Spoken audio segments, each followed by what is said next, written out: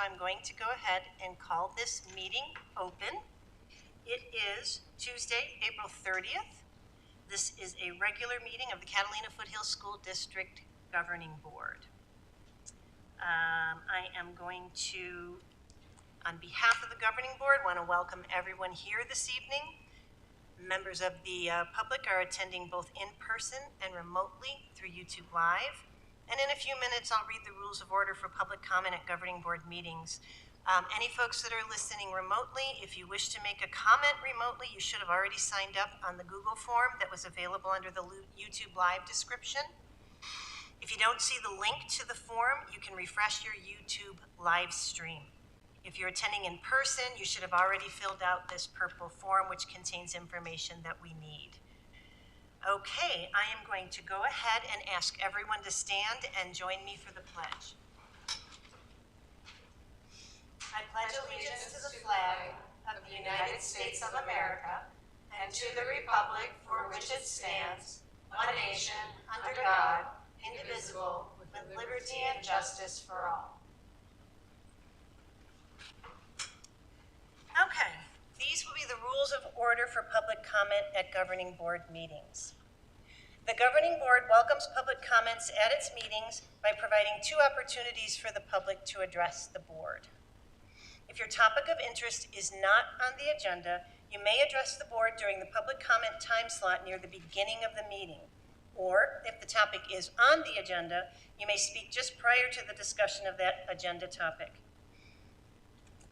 If you're joining remotely and wish to make a public comment, you should have already submitted the Google form provided with the YouTube link. For those attending in person, please hand a completed purple form request to address the Governing Board to our Board Secretary, Paula, who's right over there. The information requested on the form is required for our meeting minutes. Speakers will be called on when it's their turn to address the board. For those attending remotely, you may choose to enable your camera. As a reminder to remote attendees who wish to speak, please unmute your microphone when called upon. Tonight, I'm going to stick to the 2-minute requirement for our public comment. We have quite a few public commenters this evening, and we also have quite a large agenda to get through this evening. So the sound of a buzzer will indicate the end of your 2 minutes. In the event of a large number of speakers, the board may need to limit that time. I think I just said that. By law, the board cannot discuss, consider, or vote on topics that are not on the agenda. This assures the community that they are aware of the topics that will be discussed. If you wish to discuss a topic through written communication, board members' contact information can be found on the district's website. We appreciate the community's attendance at our meetings and thank you for your comments in advance. Okay. So we are going to go immediately into item 1.4, which is one of our favorite parts of Governing Board meetings, our super volunteer presentation. And I have the honor this evening of presenting the Super Volunteer Award to our parent volunteer at Orange Grove, Ann Lee.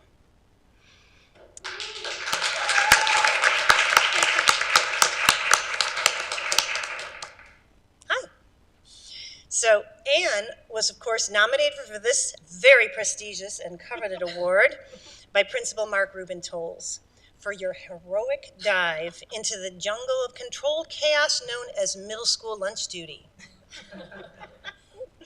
So Ann, did you bring anybody with you here this evening? No. Okay. Cages at home. They're in their cages at home, so you really have the controlled chaos down. You've got the controlled chaos down pat there. So Ann has been a lunch volunteer extraordinaire for at least the last 4 years at Orange Grove, but she's also taken on the added responsibility of recruiting and organizing the entire cadre of lunch volunteers, helping to make sure that our lunch periods are properly supervised. There are 3 lunch periods at Orange Grove, and volunteers ideally come for the whole shebang, the full ride, which kind of leaves them exposed to the masses, so to say, from 10:16 in the morning till 12:38 in the afternoon. But you may ask, especially if you've never done lunch duty at any of our schools, why do we need lunch volunteers? I will tell you. Just think of 200 plus middle school students all in a relatively small space. They enter the arena with tornado force, sounding much like the freight train tornadoes are often compared to. They're eating, they're spilling, there may be screaming, for joy, of course. Some of the younger ones, and they're still really green when they enter 6th grade, aren't they? They have a tough time opening lids, condiment packets, and other devices designed to make their young lives difficult. They just need help, and they really need supervision. And if Anne and her people aren't there, our teachers and staff miss out on needed time in the day away from kids, to eat lunch themselves, to plan, or just to breathe. Anne and our parent volunteers sally forth right into the fray and keep kids from accidentally starting food fights. They encourage kids to clean up after themselves. They keep lunch lines moving. They notice when kids are consistently eating alone and alert staff to try to help integrate those kids into a group. They notice which kids might not be behaving up to the expectations of a mature middle school student, and they intervene. And they notice which kids don't eat their lunches. Our Orange Grove students have options at lunchtime, including the game room, where they can go to play a variety of indoor games, a must as we start and end the school year in some very challenging temperatures. Anne keeps watch there. She checks out equipment to the kids, and she makes sure the kids are behaving in line with our Panther Pride expectations. These kids are young. Sometimes they forget themselves, and Anne and her volunteers are there to rein it all back in. In this situation of controlled chaos, the kids are the potential chaos, and Anne and her fellow lunch volunteers are the control, the bulwark, the levee. They keep all that preteen exuberance from boiling over into something unmanageable. We simply could not handle feeding 600 plus kids in a 2-hour window without them. Anne's volunteer role requires a friendly attitude, the patience of Job, and a deep well of confidence to deal with middle school students who are naturally testing their boundaries. I'm a bit embarrassed to say that when my kids were in elementary and middle school, I only volunteered for lunch duty twice over the course of 3 kids' school careers, which is strange because I thoroughly enjoyed it every single time, both times that I did it. There's nothing quite like the music of hundreds of children's voices raised in celebration of their 30 minutes of free time during the school day to help you remember what it was like to be their age. There's nothing like observing the different ways that they express themselves through their clothing and their backpack decorations and their hairstyles, and especially in middle school, their swagger.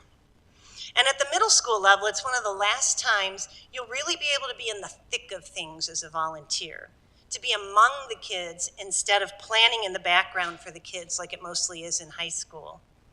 And for those 2 short volunteer stints, I had the opportunity to observe my kids in their natural habitat, among their friends. I could see how they treated teachers and the lunchroom staff. Were they hanging out in their normal cliques, or did they seem to include other kids in their circle? And you've had a ringside seat to all of this over the last several years. And as your 8th grader, Jana, I think it is, moves on to the high school, I wonder if you're going to miss being in the middle of it all. I do know that Orange Grove Middle School will miss Anne and her contributions to the school.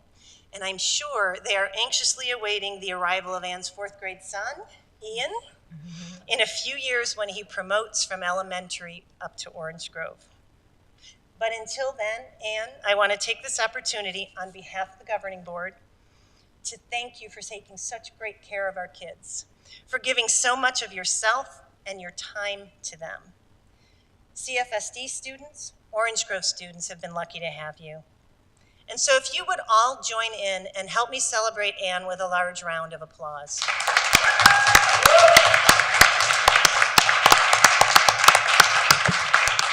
Stay here. Okay, so we have a few things that we're going to get delivered to you, Anne. They were supposed to be here tonight, but something happened, and they're not here this evening. But we will have a copy for you of Principal Ruben Toll's nomination letter, which says so many wonderful things about you. We have a very swanky super volunteer certificate for you to hang on your wall, suitable for framing, and a really great keychain. And I think the keychain says "making a difference" or words to that effect, and it's really nice. So we will get those over to you. I apologize that they're not here this evening. I wanted to give Principal Ruben Tolles an opportunity if he wanted to add something to our presentation this evening.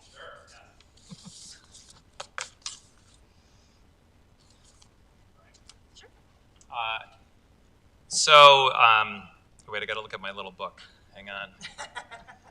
This is the other part of my brain. There are three things I do want to mention about Anne before we go on to the picture taking and things like that.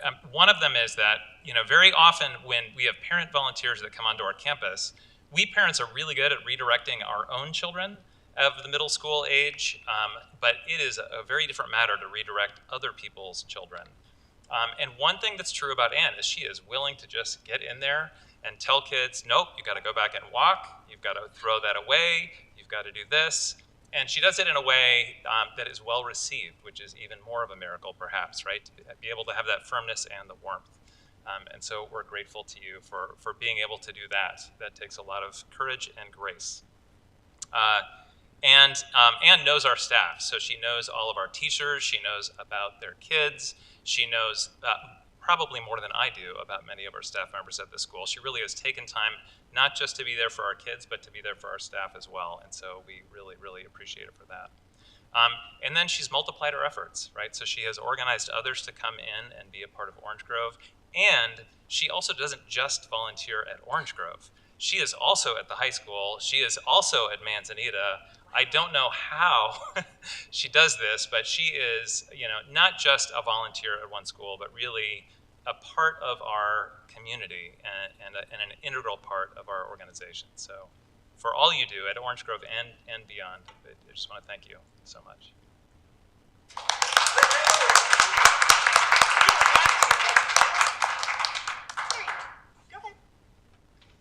I do have to say, though, when I volunteer, I don't tell my kids that I'm volunteering. I just show up. And at the middle school, for both my girls, they come into the commons, and all of a sudden they see Mom there, and their first response is not to come over and give me a hug, but it's to turn around and run the other direction. But it's gotten better. It's pretty typical of middle school students. Okay, so you're not done quite yet. We'll need you to step over here with Principal Ruben Tolles, and we're going to take a photo for our borders of our room. Oh, we're going to be here. In front of here. Let's put it right in that seat.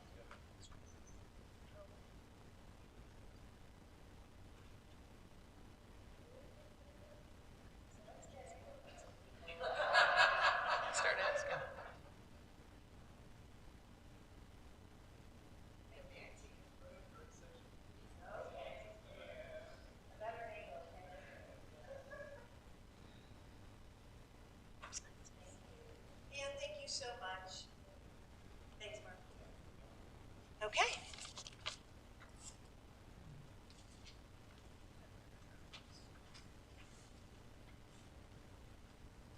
All right. We're going to go ahead and move on to item number 2 on our agenda, which is our public comment section. I am looking to see if we have anybody online this evening. It looks like we have nothing, Ryan, and that form has been available, so I'll keep checking throughout. Pretty much just taking the public comments in the order that they were handed to me. Again, there will be a 2-minute warning, or a 2-minute limit this evening. And the first public comment I have is from Aubrey Maines, CFSD student. Aubrey?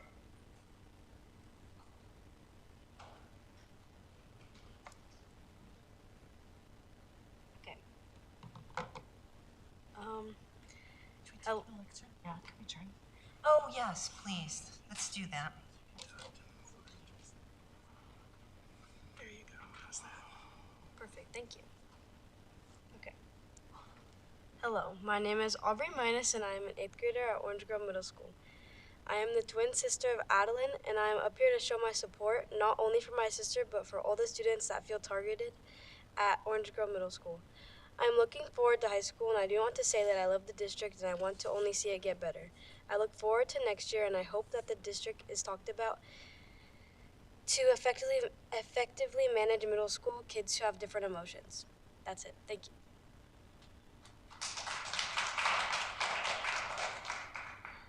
Thanks, Aubrey.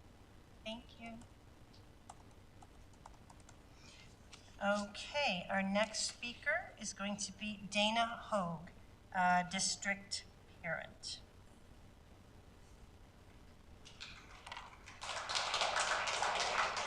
So last time I was here, March 12th, was to share our concerns, and now I'm hoping to come here with solutions. I've been working really hard with families. We met together at the park several weeks ago and decided what were our top 3 priorities. So we actually wrote a petition, which has been signed so far. Actually, another signature came through. Now it's 72.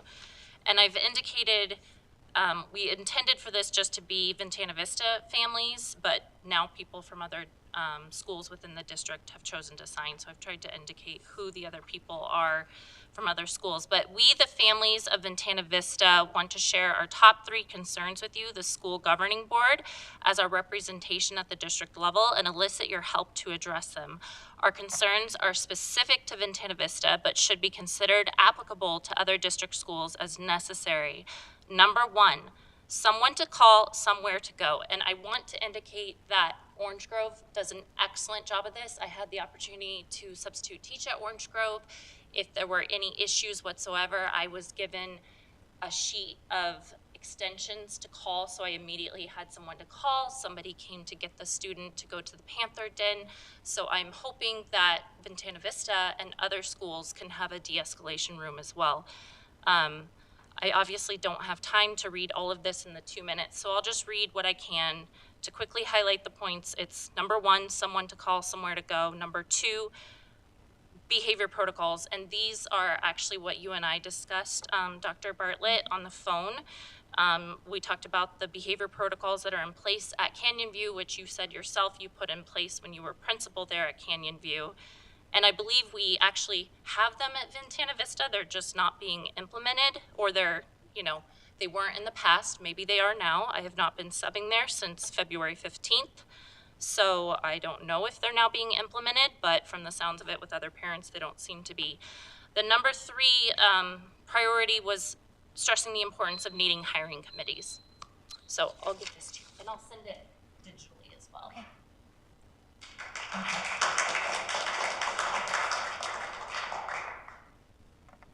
Okay. Our next speaker is Adeline Maines.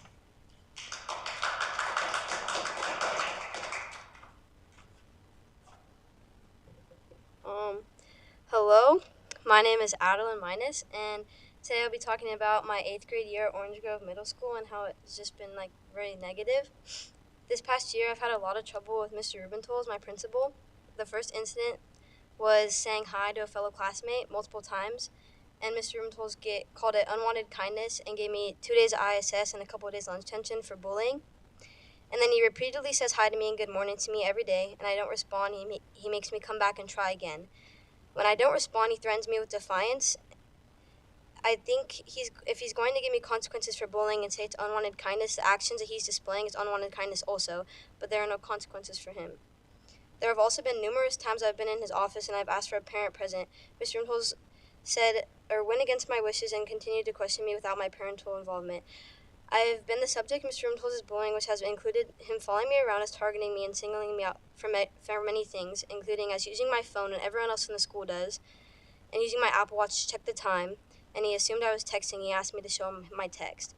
He also threatened that if I didn't show him my phone, my text on my phone, I'd be suspended and given defiance, as well as giving me excessive lunch detention, such as one time I had 14 lunch detentions, and I had a school monitor following me all the way to the bathroom when I had to go. This year has been nothing but turmoil for myself and other kids in the school. We are afraid to speak out because we know that Mr. Rubenthal will continue to harass us. I filed the complaint on Mr. Rubenthal, and he said that he had to see the complaint first when I turned in the complaint. Almost a day after, I was given in-school suspension for a different consequence. I have not heard anything about my complaint since. I recently wrote an apology to Mr. Rubenthal for some action that I've been involved in. He responded to my email saying that I was not being genuine even though I was. Mr. Rubenthal said I was being disingenuous and not apologetic. Instead of him accepting my apology, he decided to critique my punctuation rather than accept my apology, which I think is not right for a district official. I'm just an 8th grader trying to get through middle school. Oh, am I done? Are you almost done? Can you wrap Yeah, it I'm up almost in a done. couple of seconds? Can the school board please look into his behavior, such as targeting, civil rights violations, and excessive punishments? Thank you.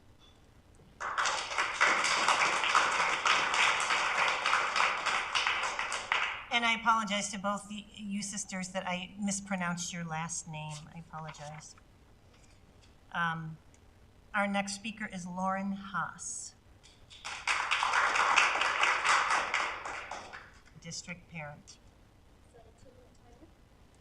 Hi, my name is Lauren Haas. I have 2 children, one in 4th grade and one in 2nd grade at Ventana Vista. They have both been subjected to or witnessed frequent acts of violence against themselves or their peers. I stand here before you to impress upon the point that I'm not villainizing these individual children, but instead shining a light on the amount of gross disregard for child safety that has taken place. I personally have called you, emailed you, I have ample texts, I have ample resources from parents' concerns that are being expressed. I want to know, have you ever read the sheriff's report that took place in our 4th grade class that involves 5 to 6 parents? In addition to that, the SRO officer never followed up with additional parents that asked to. I spoke to her personally while she stood in front of Dr. Dowman and asked her to return my call, and that was never done. I feel like she is not objectively acting on the behalf of the victims, as if the sheriff did when I spoke to them personally. I also find it interesting that only in-district parents were called after the news story. I think that's peculiar that no one reached out to me, no one reached out to anyone else, and there are clearly documented issues. There are emails and texts and correspondence from kids who have left the school for fear of their life, for threats of bullying, physical assault that has taken place. You moving a kindergartner who has strangled, dragged, choked multiple children into another classroom and giving the parents a fluffy letter saying that everything is okay and these are normal circumstances for development is not advantageous to anyone. In addition to that, my 4th grader has been afraid to come to school before. I have had to call her in for fear that she thought her life would be threatened after witnessing her best friend be assaulted in front of her. The principal then turned that into a justification to threaten the other children who had presented concerns. I'm nervous. I don't want to be here. I want to be at my kid's baseball game. I don't want to be bothering you guys with my concerns, but my children's safety is of the utmost importance to me. I can't watch my 2nd grader be hit 5 times, kneed in the crotch, things I couldn't say on the news, and turn a blind eye while bullying reports are being ignored. We have a problem. Dr. Dowman is ignoring us. I have personally spoken to you as well, and I know that you care about your kids. You care about my kids. I want to see it. Thank you.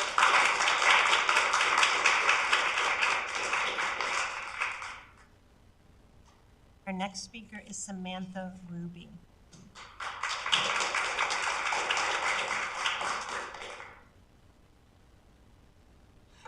My name is Samantha Ruby, and I am a born and raised CFSD student.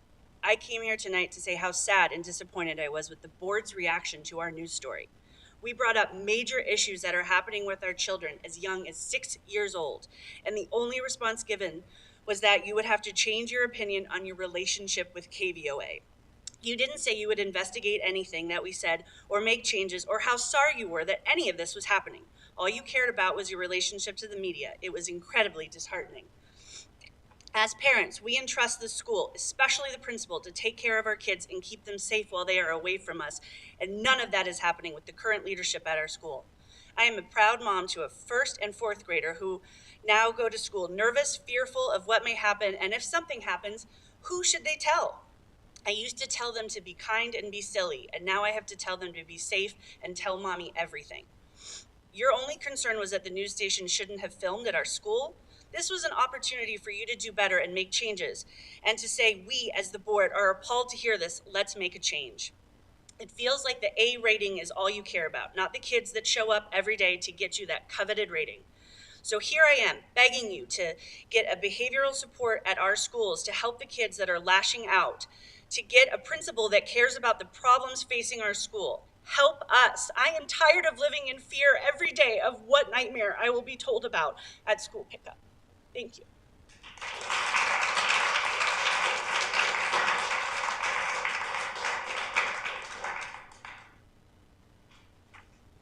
last speaker is Mark Rubin Tolles.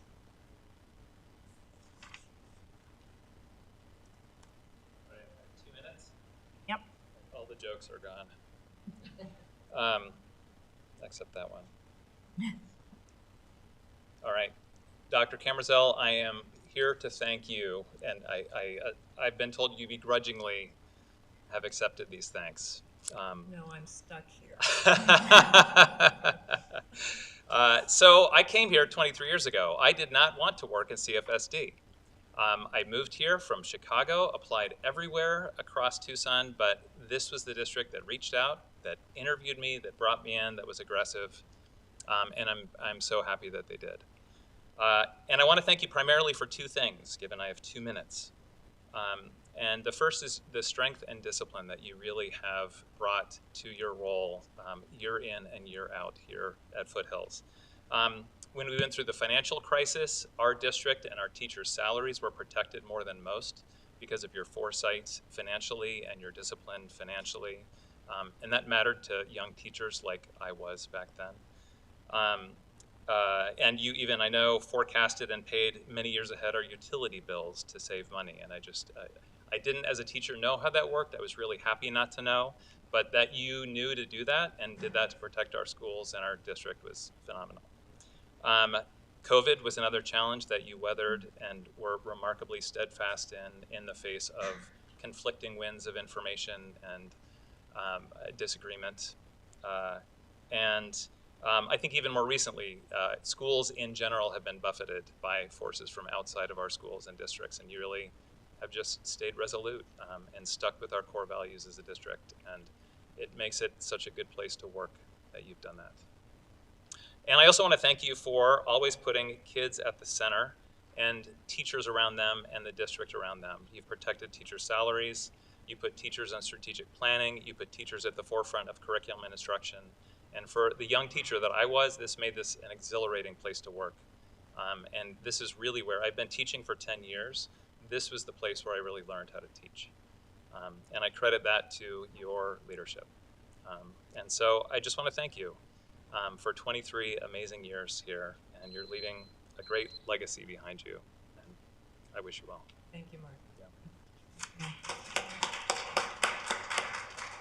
Okay, I think that is all our public comment sheets. I have no one signing in to comment publicly online. So we're going to go ahead and close the public comment portion of our meeting. I appreciate everyone's attendance. We are going to go ahead and get ready for the rest of our board meeting. It is a meaty one this evening. There's a lot on here. You're all welcome to stay if you'd like to stay. We also understand you may have other things that you need to be doing this evening, and if you'd rather exit at this point, that's up to you as well. So thank you for coming. All right, we're going to, I'll just give people a minute.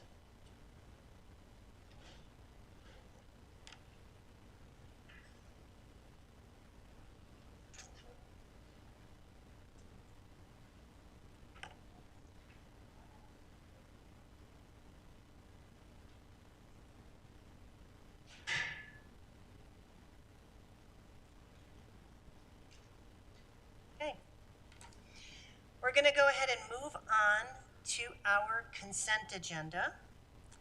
Does anyone have any items that they wish to pull or discuss further on the consent agenda this evening?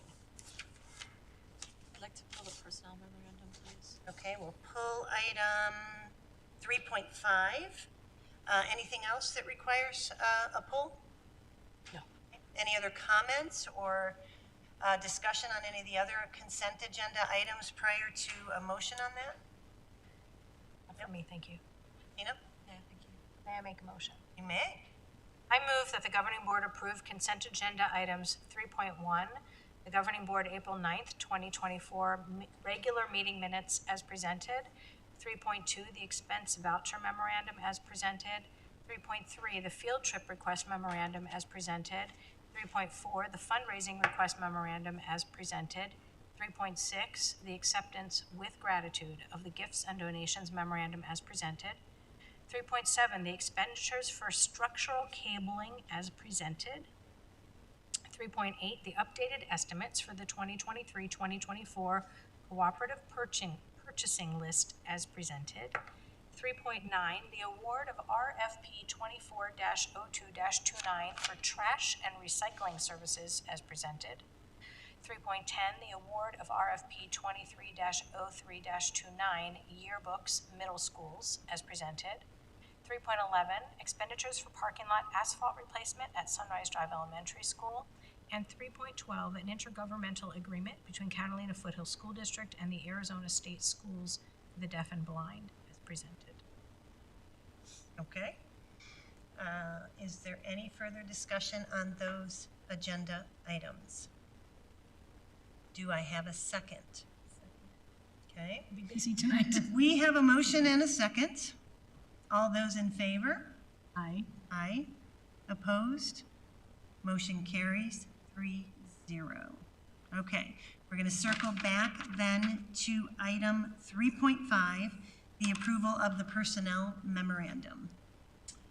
Thank you. I wanted to provide Denise the opportunity to share why you're recommending Ms. Westover for the position of Associate Superintendent. Yes, thank you. I am pleased to present Ms. Mindy Westover as the candidate for the next Associate Superintendent. Ms. Westover comes to us from Tolleson Union High School District, where she spent her whole career so far. She has been the Assistant Superintendent for Curriculum and Instruction till present right now. In that role, she provided oversight to all academic programs and improvement initiatives. She also facilitated the district-wide improvement initiatives, utilizing accountability reporting to monitor progress and enhance outcomes. She has experience working with the governing board on strategic goals and policy development and revision in her current role. And she provided direct supervision and support to site administrators and district directors, ensuring effective implementation of educational policies and initiatives. That's her district work. Before that, she was the principal of Copper Canyon High School from 2014 to 2021. Tolleson is a union high school district, so they have 10 high schools in the district. She led the school improvement initiatives at her school, resulting in the school achieving top ranking status among Title I schools in the state. She became an expert on the state's accountability system. She led the staff of a comprehensive high school in offering diverse academic programs and a wide variety of extracurricular clubs and activities to foster student growth and engagement. She was also an assistant principal at both Copper Canyon and Westview High School before taking on the principalship.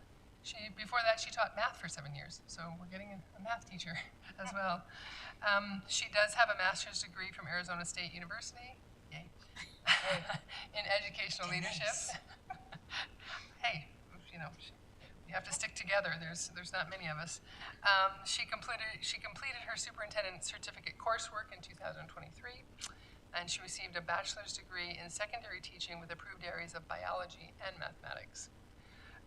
She was drawn to Catalina Foothill School District for our deep commitment to fostering an educational environment that champions high academic achievement and student success, embraces equity, fosters creativity, and has a strong collaboration at all levels. She also has a belief that all students can learn and is drawn to us for that reason. She has extensive experience as a site administrator. She demonstrated deep understanding of both school level and district level operations and systems. Her supervisors praise her as an expert in process and implementation of school improvement, instructional supervision, and data analysis and application. Ms. Westover wanted me to express to you her gratitude for the opportunity to work in CFSD. She is anxious to begin. She's going to be a great addition to our administrative team. Her skills and experiences will complement mine as we build a very strong leadership team. So I'm excited to have her join our team. Anything further from anyone else? Gina, you good? Okay. Is there a motion for item 3.5? I move that the governing board approve the personnel memorandum as presented.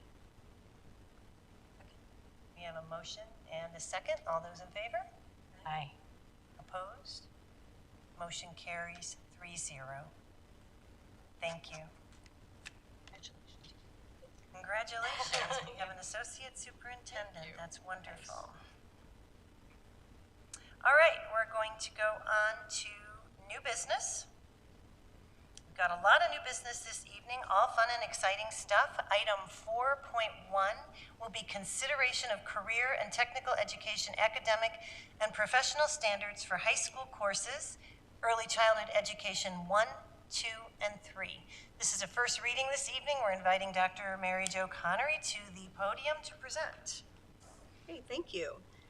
So yes, you had the academic and professional standards for all three of the courses: Early Childhood Education 1, Early Childhood Education 2, and Early Childhood Education 3, which are part of the high school's career and technical education early childhood education program. And this is the first year of implementation for Early Childhood Education 1, and as was discussed last January, we stated that when we implement these standards in their first year, oftentimes we find revisions that we need to make based on first year implementation.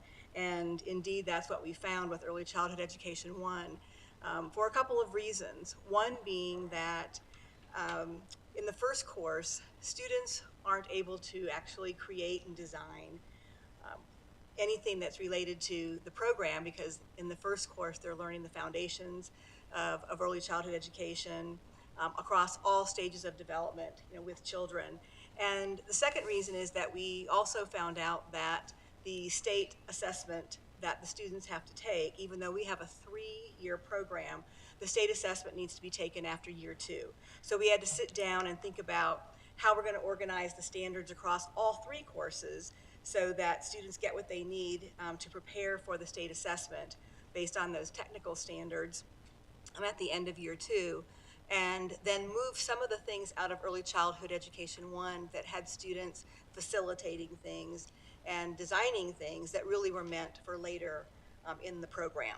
So in the 3 sets of standards that I provided for you in the board packet, the first one had a lot of changes in it, which was Early Childhood Education 1.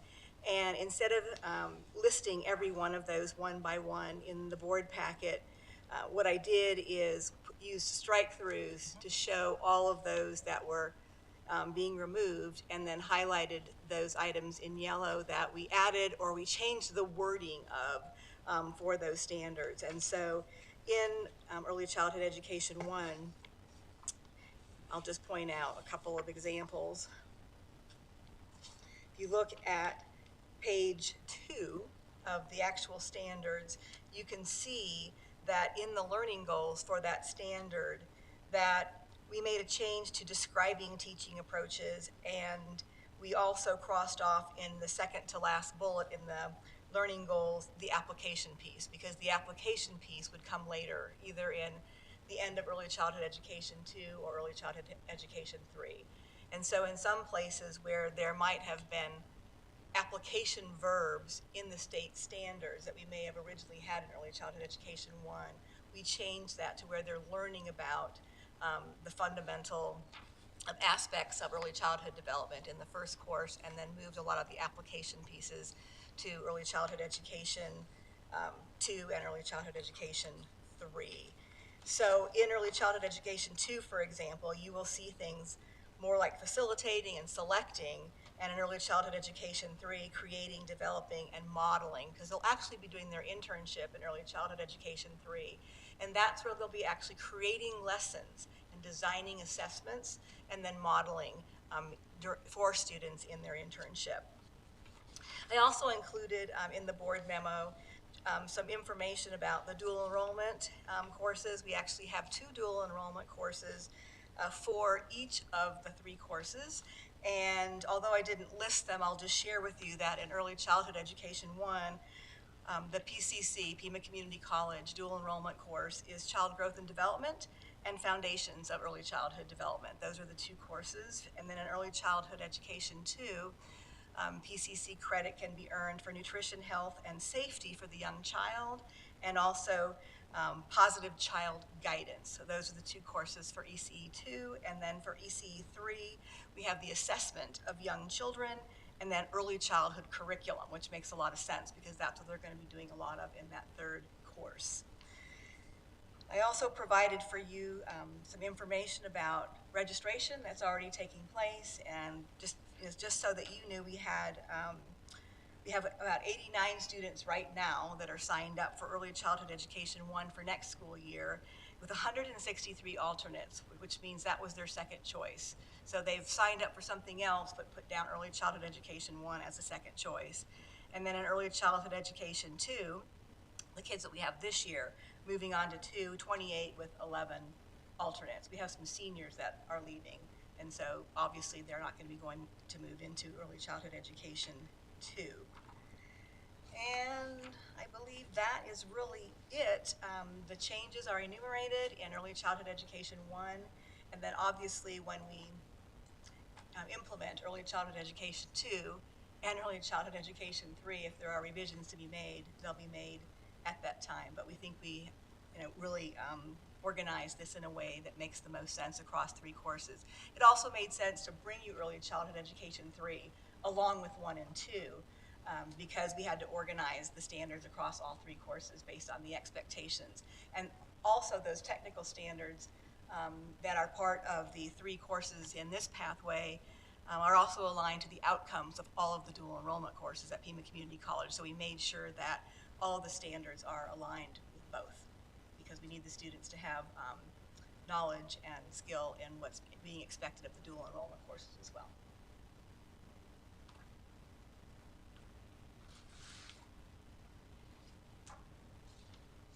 Questions?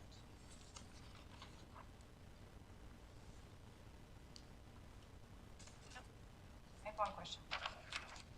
Dr. Connery, I'm just wondering, with regard to those registration numbers, I know that in your time in our school district, you've launched a number of programs like this, elective programs that have multi-year sequences. How does I understand that you said a number of students currently in Child Education 1 are seniors.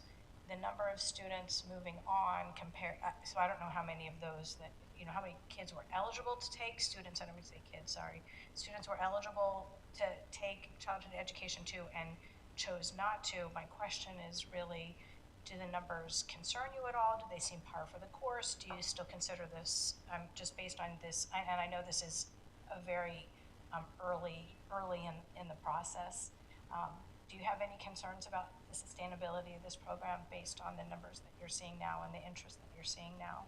No, I think this compares with some other programs. I mean, as a matter of fact, to have 3 sections of a brand new CTE program in the first year with a lot of kids and seeing that continue.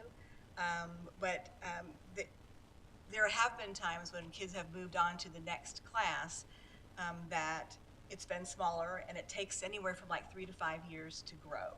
And so we have paid attention to that. And if for some reason those, for the example, Early Childhood Education 2 doesn't continue to grow and doesn't increase the following year, then we take a look at that and try to figure out why. Because we really want to have sustainable courses and also have the funding for those courses, the appropriate amount of funding that's needed to run career and technical education courses, because we need industry standard equipment and materials in order to run those courses, and it's very expensive to fund those courses. So we would be taking a look at that. But at this point in time, no. When Carrie and Brenda and I sat down to talk about these courses earlier in the year, there didn't seem to be any concern either from Carrie Burson as well. I mean, I think we'll have a whole class full of students, and if any of those alternates end up being in that class, it'll be a full class. Mm-hmm. And Mary Jo, the number of the 3 sections that are going to be next year for Early Childhood Education 1, how did that compare with the first year's enrollment? Did we have 3 sections this year as well? Yes, we had 80-some students. I thought I had that in here. But it says Early Childhood Education 1 is 89 students. Is that for next year? That's for next year, okay. But we also had 86 students this school year as well. Is it in there as well? And I'm missing it. And okay. we thought that was quite a lot of students for our first year at Early Childhood Education 1. Right. Okay. But the goal is to get them to complete the pathway. Right. We want them to go through all 3 years and get to that internship. Thank you. Other questions? All right. This is a first reading, so it will come back to us at our first board meeting in May. So I assume we'll see you again, Mary Jo? Okay. Thank you. All right, we are going to move on to item 4.2, consideration of academic standards for history and social science, high school perspectives on modern history and American law and justice for 2024, 2025. This is again a first reading. Cheryl Castro, our Executive Director of Curriculum and Assessment, is presenting. Thank you.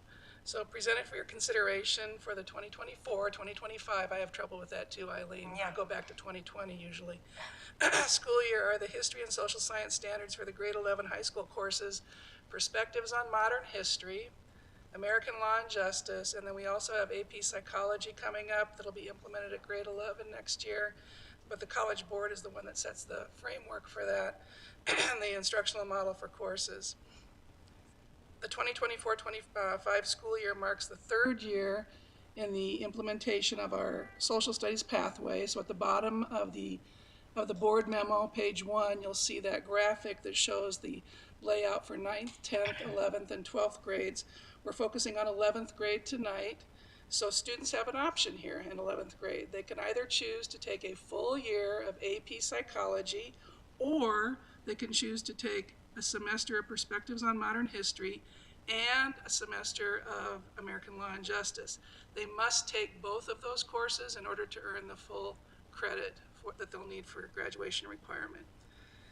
The history and social science standards and the performance skills for perspectives on modern history and American law and justice were adopted at the state level by the Arizona State Board of Education. You've heard in previous presentations when we've talked to you about social studies that local districts are allowed to create courses and select topical and content area emphases from the many that are suggested in the standards. Our current registrations for these two courses are a bit exciting, to say the least. So for our two one-semester courses, Perspectives on Modern History and American Law and Justice, we have 102 students who have already registered. Registration isn't completely done yet, we know, but 102 students is a nice start. The big runaway star of registration this year was, of course, AP Psychology, with a total of 357 juniors who've registered, 44 seniors, and then we have some alternates, students who selected the course as an alternate course. We had 3 juniors and 16 senior alternates for those. As you also know, our high school teachers have been meeting throughout the year to prepare for the coming implementation of these courses, to develop annual plans and align resources to prepare for their students. And this curriculum development work will continue throughout this summer in June and possibly in July, depending on how much work the teachers get done in June. This is a team of 6 teachers who are working on the 3 new 11th grade courses. I thought, since the course descriptions were already provided in the board memo, and I'm sure you've digested those thoroughly, I thought you might like to hear some comments, some additional comments from the teachers of these courses, what they have to say about the courses that are coming up in the new year. The first thing, when I asked the teachers what they would like to share, is they all talked about the emphasis on inquiry learning. They said that they are all committed to teaching these 3 courses using an inquiry approach. And that's that cycle, the 6-step cycle of developing compelling questions, and then finding your supporting questions, gathering evidence and evaluating that evidence, developing claims, communicating conclusions, and also taking informed action. And these courses, informed action might be, they don't have it fully developed yet, but it might be things like a mock trial, or it might be something like a debate, or it might be something like a personal presentation on a topic of a student's choice. The 2 teachers of the Perspectives on Modern History course, that's Diane Perez and Jose Robles, they said that they predict that students will be very interested in this course because it focuses on how patterns of the past remain active today. They thought that would speak to students, that they could study those things. Their course essential questions include questions such as, can nations own the sea? And so they'll be talking about that a little bit. Just a little bit. Is fair trade fair? What does it mean to be equal? And why is conflict so difficult to resolve? These will also serve to heighten engagement for students as they examine issues through an inquiry-based lens. Teachers report that they are very excited about this course because it will provide students with opportunities to dig into issues and form their own opinions while researching different viewpoints on a variety of topics from modern history. Moving on to American Law and Justice, our teachers Mike Cannon and Gary Thompson wanted you to know that students will have the opportunity to explore and critically analyze systems that many of them might take for granted in their lives. Things like the prison system, the civil justice system, legal reform, and other issues of interest. Students will also have the chance to unpack definitions of words that they think they might be able to define, but perhaps they can't. And so the teachers talked to me about definitions of justice, crime, equality. They will be discussing these across contexts, interpretations, and perspectives. The essential questions that they thought were most interesting right now, they're not fully developed yet, but the three that they gave me were, why do we even have laws? That was the first one. They thought kids would like to talk about that. What's the relationship between liberty and personal responsibility? And what are justice and injustice? And so these are deep questions that students will be analyzing together. This new course, their final comments, they wanted to say that this new course will offer students an opportunity to learn about the role of law in American society and the important relationship between liberty and civic responsibility. As young adults, they thought it's important for students to understand how the justice system balances the safety of our community with the need to protect individual rights, and how civic and political institutions within a country reflects its own values. The AP Psychology course with Taylor Waterworth and Maggie Fiocco-Prile, they want you to know that their students are excited about this unique class that has never before been offered on our campus. That's probably an understatement to say they're just excited given the number of students who've been enrolled in the course so far. Taylor mentioned to me that many students he's talked to, they are naturally drawn to the study of human behavior, emotions, and mental processes. Through an inquiry approach, AP Psych will develop an in-depth exploration of these topics, satisfying their students' curiosity and passion for understanding themselves and others. If you've ever worked at a high school, you know it's all about the self and others. AP Psych offers students the opportunity to earn college credit, which you already know, if they score well on the AP exam. This can save time and money in college by allowing students to skip their introductory psych course. Maggie mentioned that even for students who don't plan to pursue psychology, specifically, AP Psych can broaden their understanding of human behavior and society, which can be valuable in various personal, academic, and professional contexts. And with that, if you have any questions, I'd be happy to address them.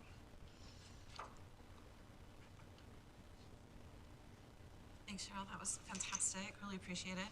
Can you just clarify the pathway for me? Because I thought I was clear on the illustration, but then I got confused because further down, and I think you also verbally said there are seniors who've signed up for what I thought were the grade 11 classes. So I got myself a bit muddled up. Can you just Mary clarify Jo that can for help me please? out with this if I say it wrong, but if there's room in the class, seniors can go back and take it again. I think you talked to Ann Margolis about this, right? Yeah, so the juniors have priority for these spaces in these classes, but if there is space available and seniors want to take it as an elective, obviously seniors are taking government economics. So it's an elective. Yeah, so they would have to take it. It would be an elective, another social studies course or an elective, because we meet the requirements, we need economics. That's where I was getting confused. The word okay, around- so the pathway is still the pathway in terms Right. of what's required, but they can take it as an Absolutely. elective then. Gotcha. And what Okay. Maggie and Taylor were told me was that the word around campus was they heard that AP Psych was coming, and then these seniors were like, well, what about us? Yeah. Right. We missed out, and so they said, if room is available, you can take it. Gotcha. Thanks for clarifying that. And with 357 juniors signing up for this, we have room, huh? Well, the high school's committed the FTE to its two teachers who will be teaching these courses, so. Right? That is quite the introduction to this course with that much of enrollment. That's amazing.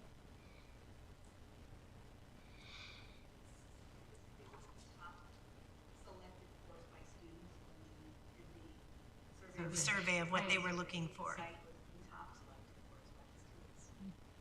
Because when we embarked on the social studies revisions, we as a basis for all of this, we had all kinds of data from students on what they were looking for. I do remember that psych was heavy on the list. They want to understand people, To understand themselves human and nature. others. Love it. Then they can come and teach us all about it. It's exciting. It is. It is. It is. So 2 teachers each for each of these classes, it Yes. sounds like. Mhm. Got it. Any other comments or questions for Cheryl this evening? Thank you. Thanks, Cheryl. We'll see you again in a couple weeks. All right, we will move on to item 4.3. This will be the approval of second round of certified contracts for the 2024-2025 school year. An action item. Yes. Dr. Bartlett. Thank you. Presented for your review is a list of professional staff being offered a contract in the second round with their additional addenda that is also listed. Because I knew you would want to know how full this makes us, our staffing, I did investigate that. The schools are very pleased with their hiring this spring, especially the middle school and high school. There are only 2 positions that are unfilled, certified positions at the middle school, and 5 at the high school right now. Elementary has been a little bit difficult. We have 14 certified positions that we're looking for. Regular classroom teachers that have been, we haven't had the applicants that we thought we would. So that has been more difficult. But, you know, all in all, the middle school and high school feel very good with only 4 or 5 and 2 positions. And then the elementary has 14 positions that they're still trying to hire for. And the registration rates that are supporting these hires, contracts? Yes, they're Going coming well? in. Yes, they are. We're, I think it was, did I say? 4,800 something. Yeah, 48. We're getting close? Yeah, we're getting close. We're getting close, so, yes. Good. And these contracts will go out tomorrow It will go out tomorrow. with a Yes. 15-day turnaround. Yes. And again, these are the folks that were not they were not offered a contract in the first round because of all the variety of reasons. First-year teacher, part-time, grant-funded. I can't remember what the rest of them are. There's quite a few of the 7. categories. The retirees. Retirees, yes. Yes. And as we mentioned when we approved the first round, we always look forward to getting to the second Right. round where they are invited back. And the first So round contracts are just due tomorrow. they're due tomorrow. That's the Good. last day, so, yes. Good. Okay. There is a motion in our board book if anyone is interested in making it. I move the governing board approve the professional staff contracts and addenda for the 2024-2025 school year as presented, and that they direct them to be issued to the staff members listed as presented. Second. We have a motion to approve the second round of contracts and to present those contracts to our staff members. All of those in favor? Aye. Opposed? Motion carries 3-0. All right.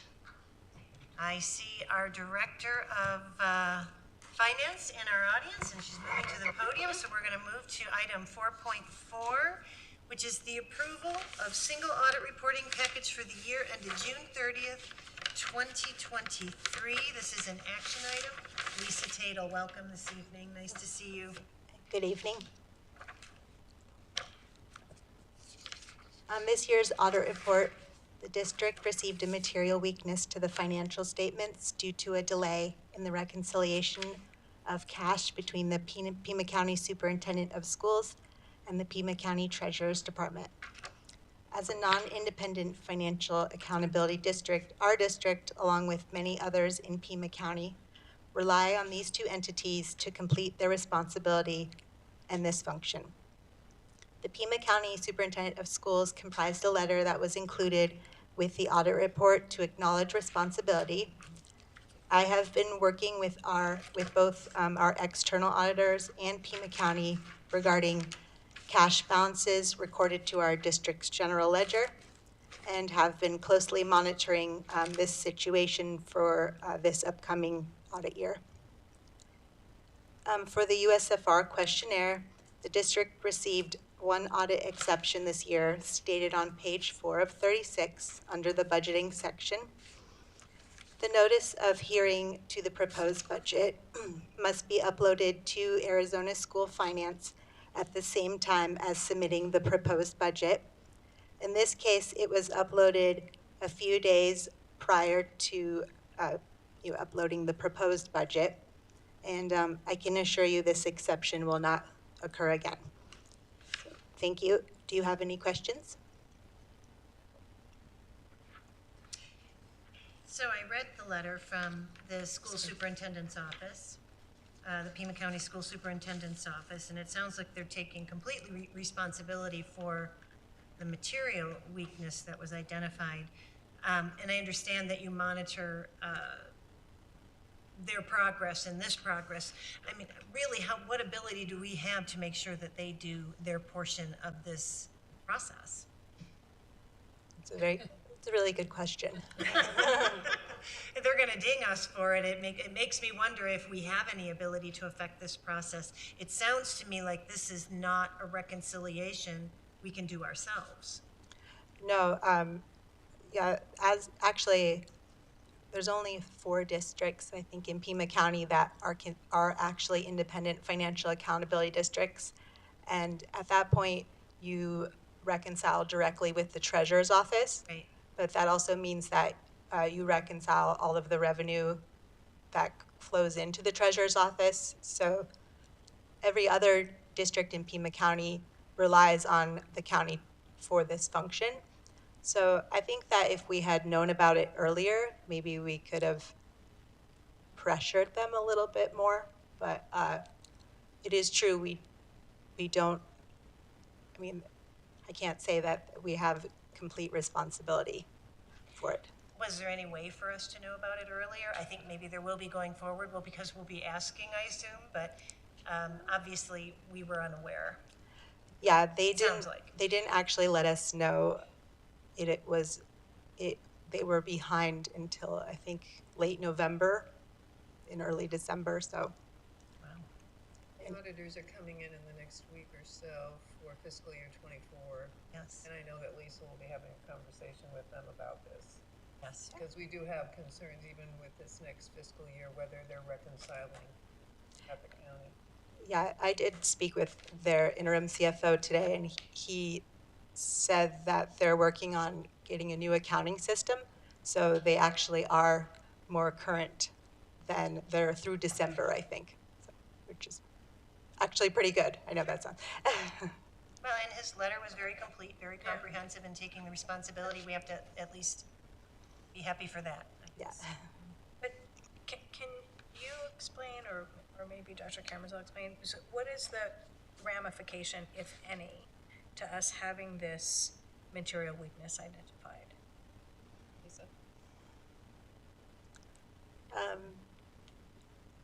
mean, I think it's, gosh, these are good questions tonight. Okay. You know, I can kind of answer the question myself, I think, which is if it was on us, Yeah. then we would know that we have to do better at reconciling, but Yeah, I mean, I don't think anybody wants to have a material weakness on their financial statements. So it just looks bad for other viewers maybe that are looking at our financial statements, but it doesn't mean that we are. it's not gonna affect our bond rating. Right. Well, you know, we're going to be going out for a second issuance in a year. Yeah. So it matters perhaps, but as long as it can be explained, I'm not sure they'll look at fiscal year 23 actually. Yeah. But at least we have documentation for the reason for the, and at some point, this reconciliation will be up to date. And then there's no question about the numbers, assuming the reconciliations work. There would be no question about the numbers on these financial statements once they finish that. That's correct, but Lisa just mentioned they're good through December, which is an improvement. Yeah. They need to get through, they're good through December of this, all right, I'm getting confused by my school years. December of 23. December of 23, okay. Which is the current fiscal year. Which is the current fiscal year, so they're still a little bit behind, but. Well, he told me they anticipated they were going to be done like early July. So, because they are implementing their new accounting system and they can't do it, they can't not be reconciled, basically. Right. Okay. Okay. So it sounds like other than that, which wasn't really our responsibility, it's another yearly single audit report that is positive.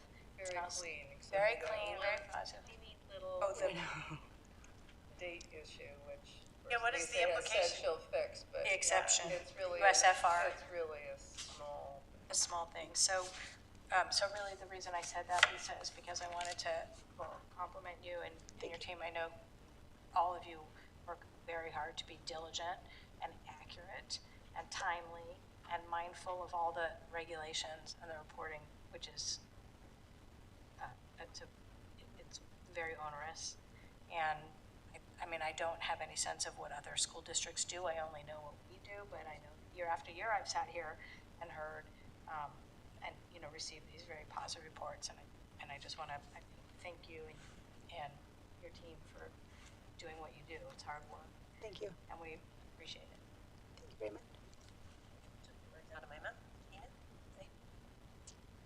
I just thought I would point out that our finance office has received the Association of School Business Officials International, the ASBO Certificate of Excellence in Financial Reporting, 35 years in a row. I should don't have know, led with that. Does this affect that for this particular school year? It might. Pardon me? Does this affect that, the possible award for this particular school year? I don't think so. Good. Let's hope not. It's been quite a streak. It is. And thank you as well. I know sitting through audits and working with auditors and having auditors in your house, asking for information constantly is quite a bit of work while you're trying to operate your normal business. So we appreciate your efforts and for yet another clean audit. Thank you. Anything else? Well, then we need to have a motion on this one. Yeah. Yes, there was a time when it was just a report. Now we approve it. The last couple of years, it requires approval. I move the governing board approve the single audit reporting package for the year ending June 30th, 2023 as presented. We have a second, a motion and a second to approve the single audit report for 2023-24. I was looking at the wrong motion, it said 24-25. All those in favor? Aye. Opposed? Motion carries 3-0. Thank you, Lisa. Thank you. All right, we are going to move on to discussion and reports. Our first report this evening is item 5.1, our elementary math report. We'll invite Dr. Connery back to the podium for this. Thank you. Well, I'm excited to be here to share the last of the phased facilitation for the math review, and that is at the elementary level. We began the process back in September with the high school, then moving to the middle school by December and January, and then beginning in January with the elementary and concluding the elementary in March, and just dealing with a lot of moving parts in this last month or so, and will continue until the end of the year to pull everything together. But I'm going to actually go through the report as it has been written. I won't actually be going through everything in here, but I want to make sure that I follow the actual process and everything that I've included in here to make sure that you get all of the information. So this report is the result of a facilitated review process, which included an examination of elementary data from 2014-15 to 2016-17, and secondary data from 2017-18 to 2023-24, this year's graduation cohort. Similar to the other two levels, specific attention was given to the goals that are outlined on the first page of the report. And with the elementary level, that included very specific procedures and practices across the 4 elementary schools in the implementation of the extended math program. So one of the things that we focused on this school year at all levels was looking at our students who are taking advanced mathematics or the accelerated pathway and how they are doing, and how they have done since they entered this pathway. So the goals that we looked at specifically were the goals that focused on ensuring that students are receiving instruction at the appropriate rate and rigor, because all students deserve to have instruction that's appropriate to where they are in their education.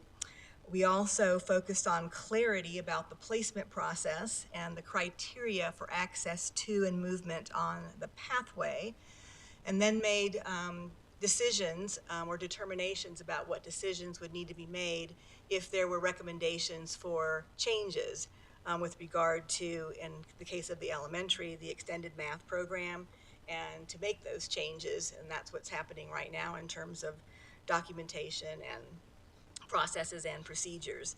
And then as part of our discussions, we talked about mathematical practices, instructional practices that are happening in the classroom, and where teachers might need some additional support with regard to their own learning to ensure that all of our students are receiving their mathematics education at the appropriate rate and rigor.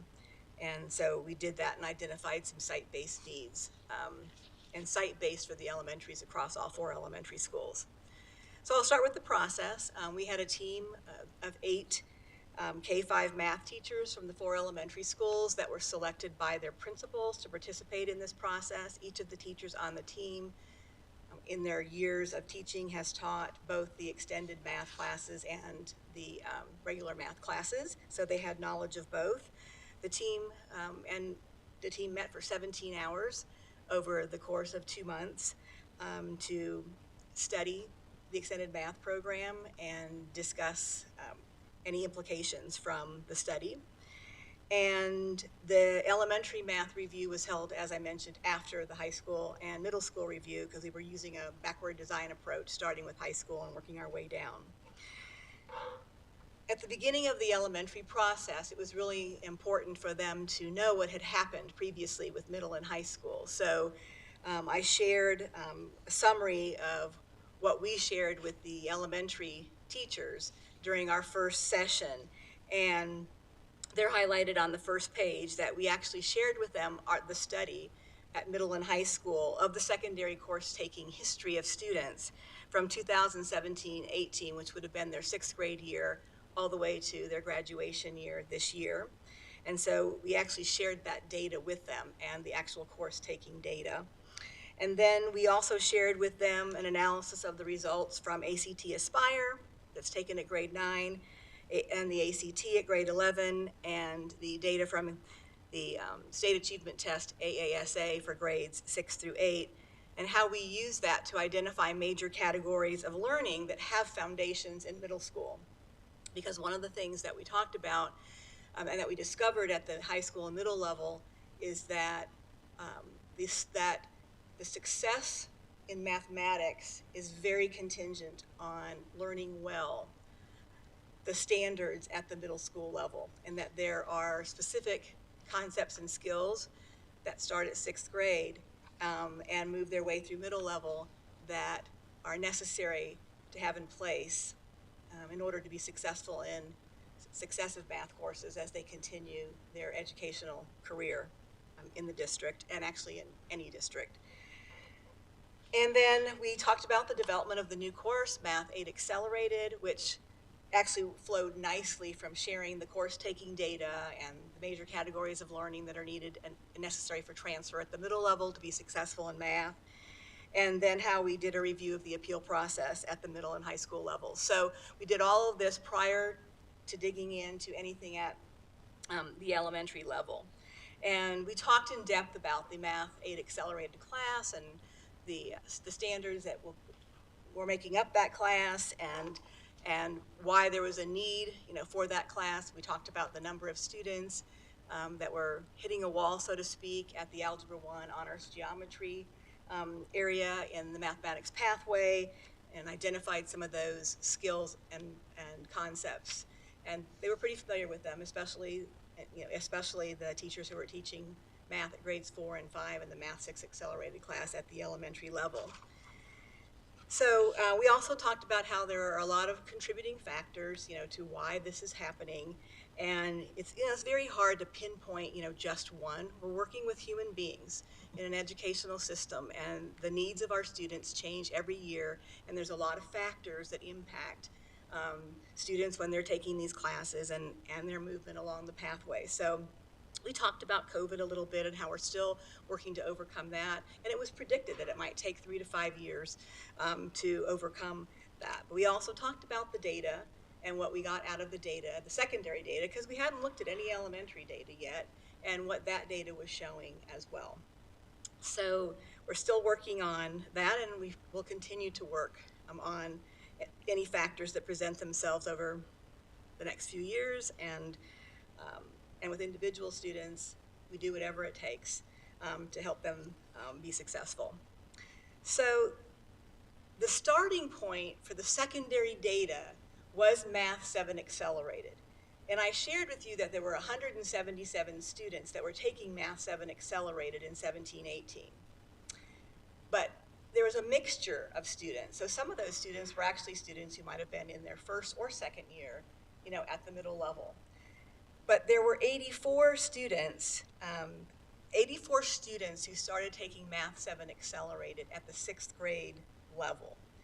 And so what we wanted to do was look at the 3 years of extended math data that was prior to that 2017-18 year, and look at the course taking pattern for just the elementary students that came out of our elementary extended math program, and what happened to them over the years in terms of their course taking pattern. So we reviewed those 3 years of data, and to keep in mind then, those students who then were starting Math 7 Accelerated in 2017-18 had just completed Math 6 Accelerated as a 5th grader in each of our 4 elementary schools.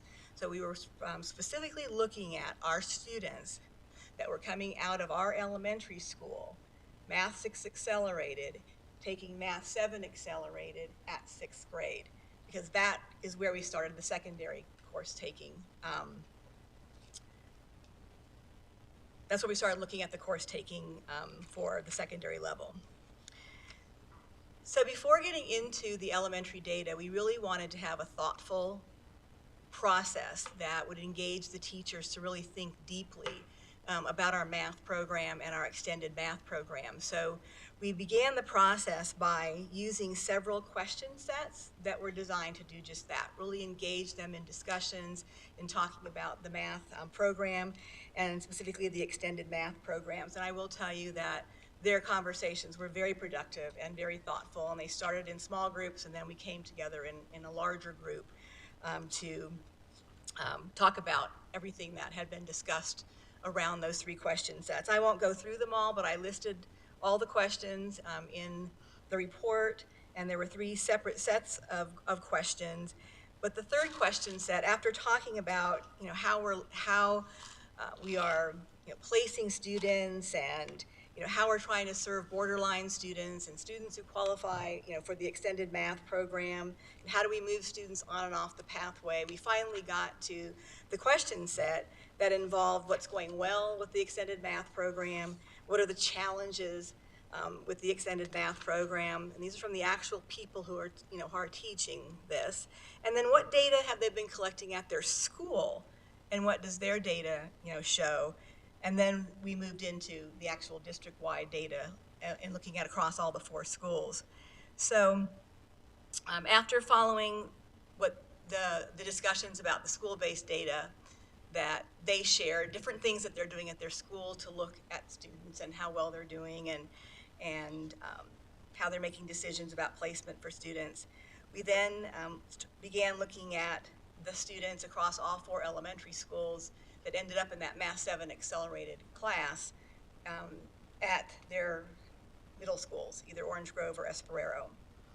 So I included some of the findings starting on page 3, and they go all the way through page 6, and I grouped them in boxes.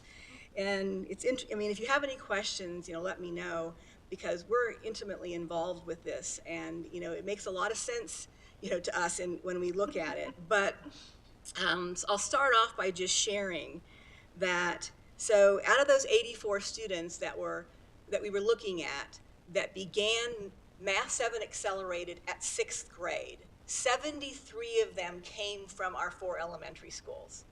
11 were new students that came, but they actually also started Math 7 Accelerated in 6th grade. And so what we wanted to do is actually take a look at, when we're looking at this secondary course taking starting at 6th grade through high school, how many of these students were actually in extended math for the last 3 years, 1 year, or 2 years at the elementary level, and see what kind of an impact potentially that may have had on the course taking pattern. And so what you'll see on page 3 is that we're actually outlining here where these students were enrolled in grade 3. So now they're in Math 7 Accelerated at 6th grade. And so we had 25 students who were actually in extended math at grade 3. And then we had 25 students who were also in extended math, who were also in grade 3, who were also placed in extended math in grade 4. And then we also had students that were enrolled in regular math 3, and there were 29 of them who actually got placed into extended math in grade 4. So then you continue, and then we have the number of students who enrolled out of these kids, these 73 kids, the number of students who were enrolled in extended math 4 in 2015-16, so that's the following year, and now there's 60. And 6 of them were not in CFSD in prior years, and 1 was in math 4. And then we had a number of students who were enrolled in math 4, 6 of those students who were placed in extended math 5, which is math 6 Excel. I'm going to get to a point here, but I'm just going to share some data as we move along and then get to a point here with some patterns and trends that we started to see. As you continue to move down, you'll see then that the number of those same students continuing, the number enrolled in extended math 5, which is math 6 Excel, were 72 of them. And then the number that were enrolled in math 3 and math 4, who were placed in extended math 5, there were just 5 of them. And then the number enrolled in math 5 who moved on to math 7 Accelerated was 1 student, and that total there are the 73 students. So this was really just to give you a look at their prior years before being placed in math 7 Accelerated. If you follow the data and you move along the data, what you will start to see, and it was one of the things that clicked for the teachers relatively soon as they started looking at the data. We had this on a large screen and we were looking at it.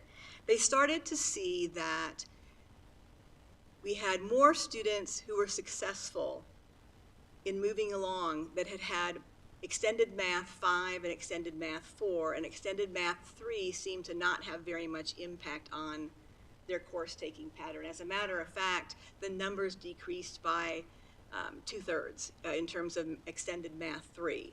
And so as you continue to look at this data, and we moved along this data all the way through to Algebra 1 and Geometry first and spent a large chunk of time on that. If you look on page 4 of the report, you'll see that coming out of Math 7 Accelerated, 56 of 71 students moved to Algebra 1, but 50 of those were our elementary CFSD students. And at the bottom of that chart, I included how many of them were in extended math 5 or extended math 4 and 5 that moved into Algebra 1, or in extended math 3, 4, and 5. And if you look at the numbers, you'll see 49, 40, and then 19.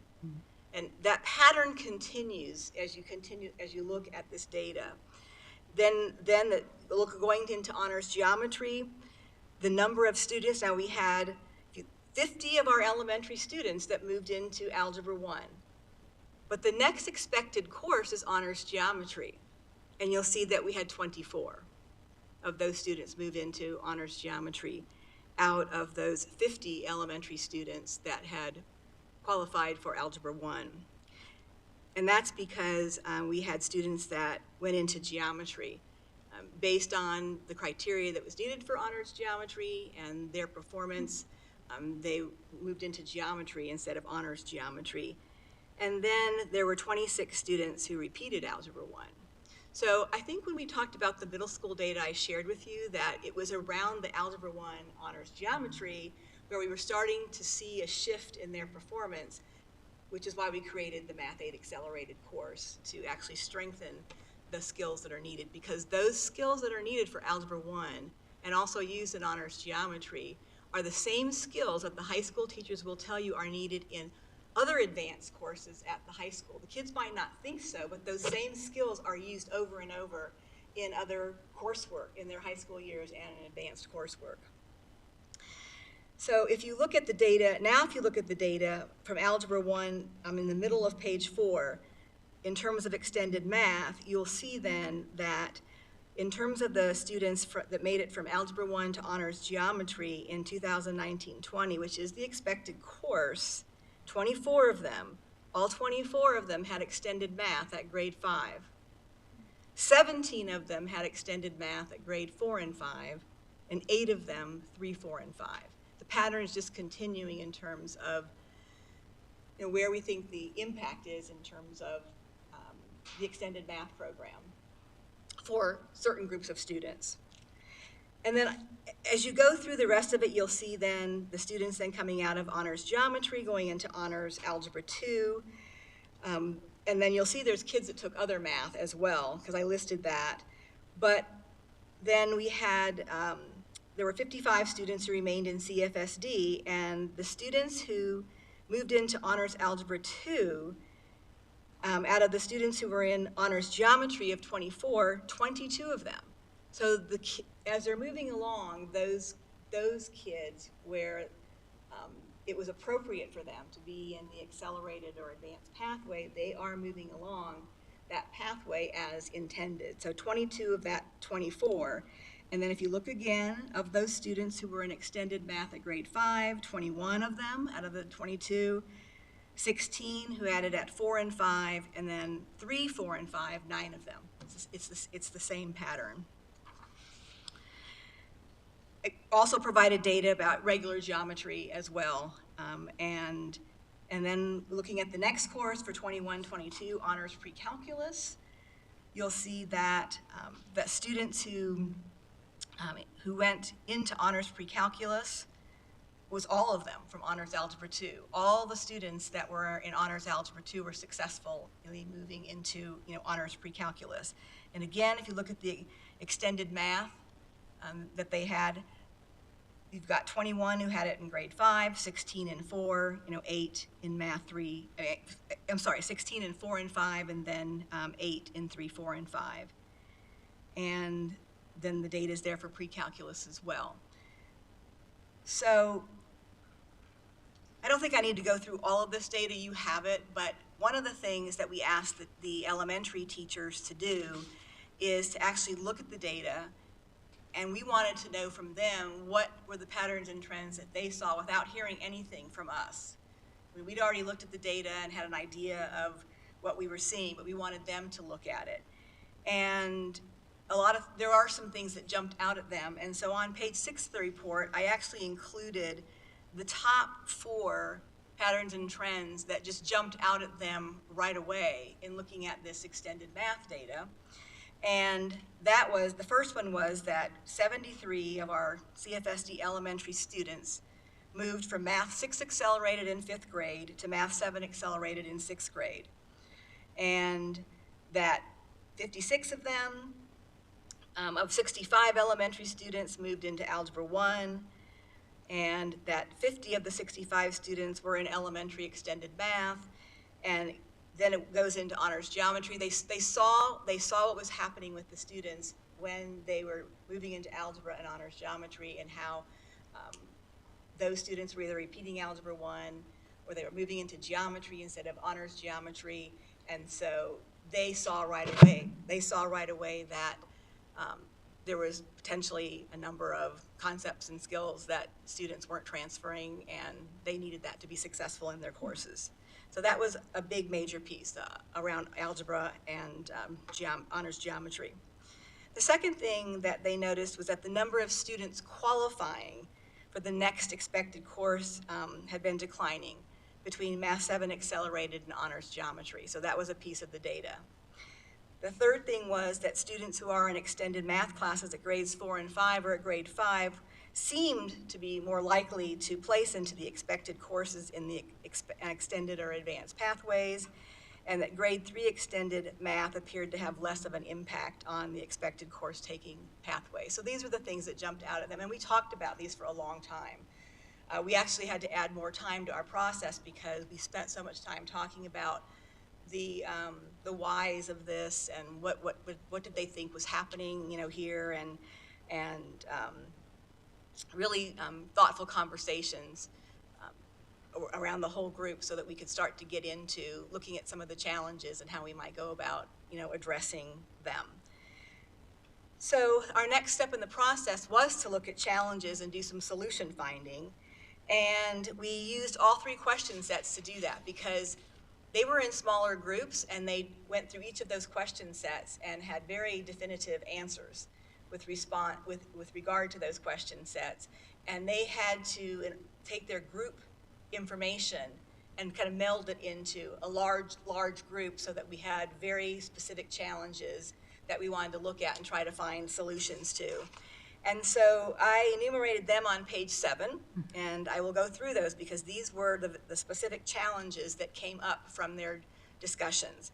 One was that they saw that there are inconsistent placement practices across the 4 elementary schools, inconsistent use of the protocols designed for assessment and placement, that there were varying learning structures and instructional times across the schools for extended math, which has persisted, over time and has been discussed, and there's reasons for this, which I'll talk about in a little bit, and that implementation in many cases is fundamentally different at all 4 elementary schools. We also, one of the challenges that they found was that inviting students, that invitation letter, inviting students who were well below the qualifying criteria to fill extended math classes. So to give you an example, if you have 3 math teachers at a grade level and you only have 6 students that qualify using the criteria for extended math, you don't want the other 2 classes to have 45 students in the class, so they were inviting students who were well below the qualifying criteria to fill a class so that all 3 teachers were teaching classes with about the same number of students. They also discussed parent influence in the process and said that there are parents that put pressure on them to have their students placed in extended math even when they have not met the criteria, and it becomes a difficult situation for them, and so they spoke honestly about that, it is one of the challenges. They also brought up that one of the challenges too is educating parents about the extended math program, and we talked about how parents need to find out about what is the criteria, when do extended math classes start, and the fact that if information is not consistently being shared across the 4 elementary schools, the parents don't have that information and sometimes aren't finding out that their students are in extended math or not until those classes are beginning. And so we needed to find some ways to make sure this information is getting out to all parents, such as through their open houses or other events that they have, as well as the district website, and putting all that information there for parents to be able to have access to. So those were the challenges. And so we spent a lot of time talking about how are we going to address these challenges. And so once we got past the whole idea of following procedures and protocols, and by the way, in between these sessions with teachers, we're meeting with the principals and keeping them updated. And the teachers also asked if they were able to go back and share what's happening with this process at their schools and talked to their teachers, and we said, yes, absolutely, this is not a secret. Share whatever you need to, and if you need to get some input about something, you can bring it back to the next meeting. So they did do that.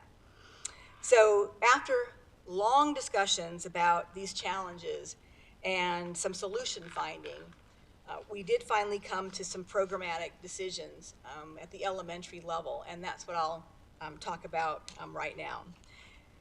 The first being that we need to ensure that our students are performing strongly in their current grade level math, and that they are demonstrating a deep understanding of the material from the class that they are in.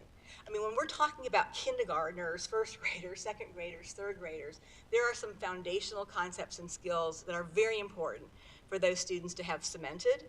When you place value to us as adults right now might seem so simple, but it's not when you're first learning it and trying to figure it out. But it's a fundamental concept, that students really need to have down well, because it affects everything in math in those beginning years. And that we also want to ensure that our advanced students and our students who are being considered for accelerated math have a genuine interest in math and have the ability to take the material and do it on their own. And this is without the help of outside tutors.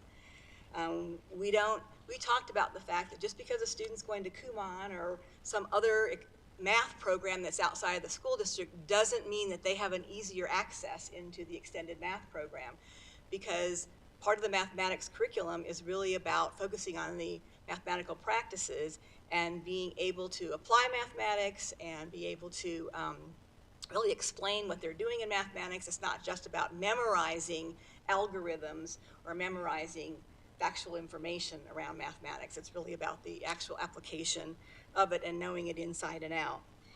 And so the actual program decisions that we made were that the first one being that all 4 elementary schools are going to apply the procedures and guidelines consistently across the 4 schools. It shouldn't be that some students at some schools are getting math for an hour a day, but if you're an accelerated student over at another school, that you're getting it for 15 minutes a day, 2 times a week, and other kids are getting it 5 days a week, et cetera. So we found a lot of practices that just really need to be pulled together and tightened up. And the principals are committed to making sure that that happens as well. One of the other decisions that we talked about initially and then found out that we could make this happen was adding some additional FTE to our gifted specialists to have them help support the extended math program. We did this a number of years ago. Part of the FTE of the gifted specialists was to support, and their main support was to the primary students at the elementary level. And so we actually, that was one of the things that we talked about, and we have 4 gifted specialists now. We have 1 for each school now that will be in place for next school year. And so 0.5 of that role will be to support elementary math, but there are a number of ways that that can look, and I'll get into that, because they are still responsible for implementing the continuum of gifted services, which we are required to do by the state, and we have to submit our framework and our scope and sequence to the state for approval. And so our continuum includes our IDS classes at the elementary level that meet for 4 hours a week for each of those grade levels. At grade 4, the focus is on science, social studies at grade 5, and English language arts at grade 3, but all of them focus on critical reading and writing through those content areas, and that's described in our gifted framework. So the focus that for the other 0.5 FTE then would be on advanced mathematics at each of the elementary schools. But what we talked about, and which the teachers were really adamant about, is that this remain flexible from year to year. We have varying needs with our students every single year, and they change a lot. And so we didn't want to exactly say our gifted specialists will do this, this, and this. We want to be able to look at who's qualifying and where we need that additional support. So we have specific options that we can look at for the gifted specialists that are part of the programmatic decisions that I'll go into right now. So one of them is that we're going to follow the protocols and timeline and procedures for extended math at each of the elementary schools, and then begin at the primary level, which we're doing now, but even more so by implementing strong mathematics teaching to prepare as many students as possible to enter the extended math pathway by 4th or 5th grade. Because one of the decisions we made then was to actually begin the formal extended math classes at 4th and 5th grade. Now, even though we're going to start our formal extended math classes at grade 4, we feel like this is really going to provide the time that's needed for our students at K3 to really develop that deep understanding of the concepts and skills there. Just as a side tangent, the regular math curriculum is extremely rigorous. And what happened with the development of the standards, our mathematics standards changed 3 times between 2010 and 2016. And what happened when those standards were changed, standards that were at the high school level shifted to the middle school level. Standards that were at the middle school level shifted to the elementary level. So for example, students weren't really getting into fractions until 4th, 5th, and 6th grade, and actually mainly 5th grade and 6th grade, but fractions now begin at 3rd grade, and algebraic thinking and algebra starts at kindergarten. And so it goes all the way through kindergarten, through high school. So the regular math curriculum in and of itself is a very rigorous program, and we need to ensure that our students are developing those skills and concepts deeply so that they'll be successful. We also made some changes to our assessment matrix, which makes up the qualifying criteria. So we put that together, and with the statement that evidence of the data is required to make the placement decisions. The data has to be there. So we understand, though, that there will be some students that will qualify at grades 1 through 3, and so what do? So what we talked about is that the qualifying students at grades 1 through 3 will be moved to the next grade level for math, or will be taught by the gifted specialist, at each of their schools. So it depends on the number of students. And there's no guarantee that when we move students, that those students will have other students in their class, in the same class or grade level in their math class when they move up a grade. So if they meet the qualifying criteria, that means they have a deep understanding of their grade level material and the material that comes out of the other qualifying criteria in the matrix. They will move to the next grade level math class. And the goal is to cluster at least, there could be a student in one math class and a student in another math class, and to cluster at least 2 or 3 students together if possible.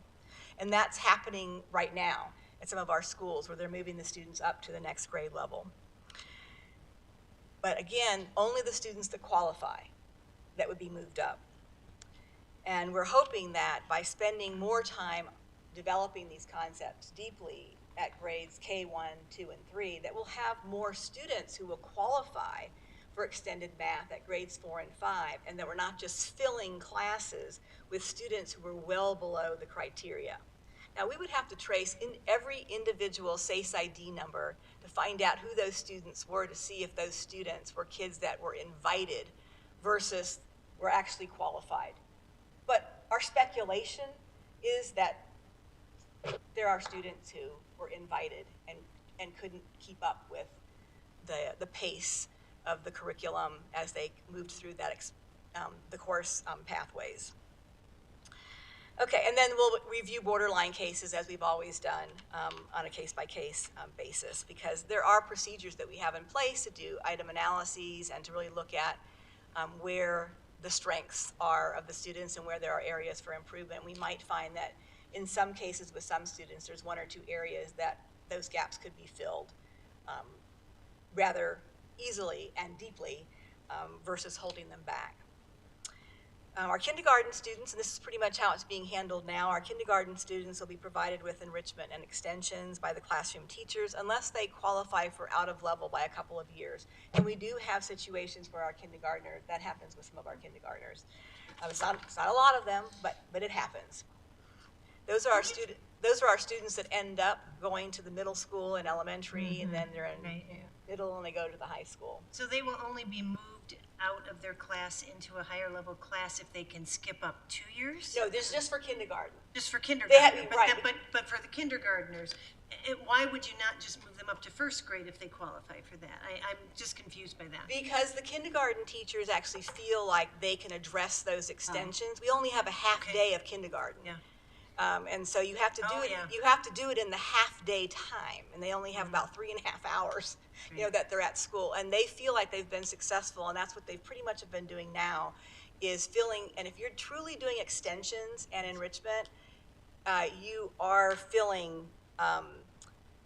You are meeting the needs then of those students, and so typically those kids, if they are mathematically intuitive, they are demonstrating even higher skills than that at the kindergarten level than the extensions and enrichment that the kindergarten teachers, have been doing. So they do move the kids if they're way up there. But the possibility is that a gifted specialist could work with those kids for a period of time too. We want this gifted specialist to be focused on the primary level, but it was felt by kindergarten and first grade teachers that how they're doing it now is working pretty well.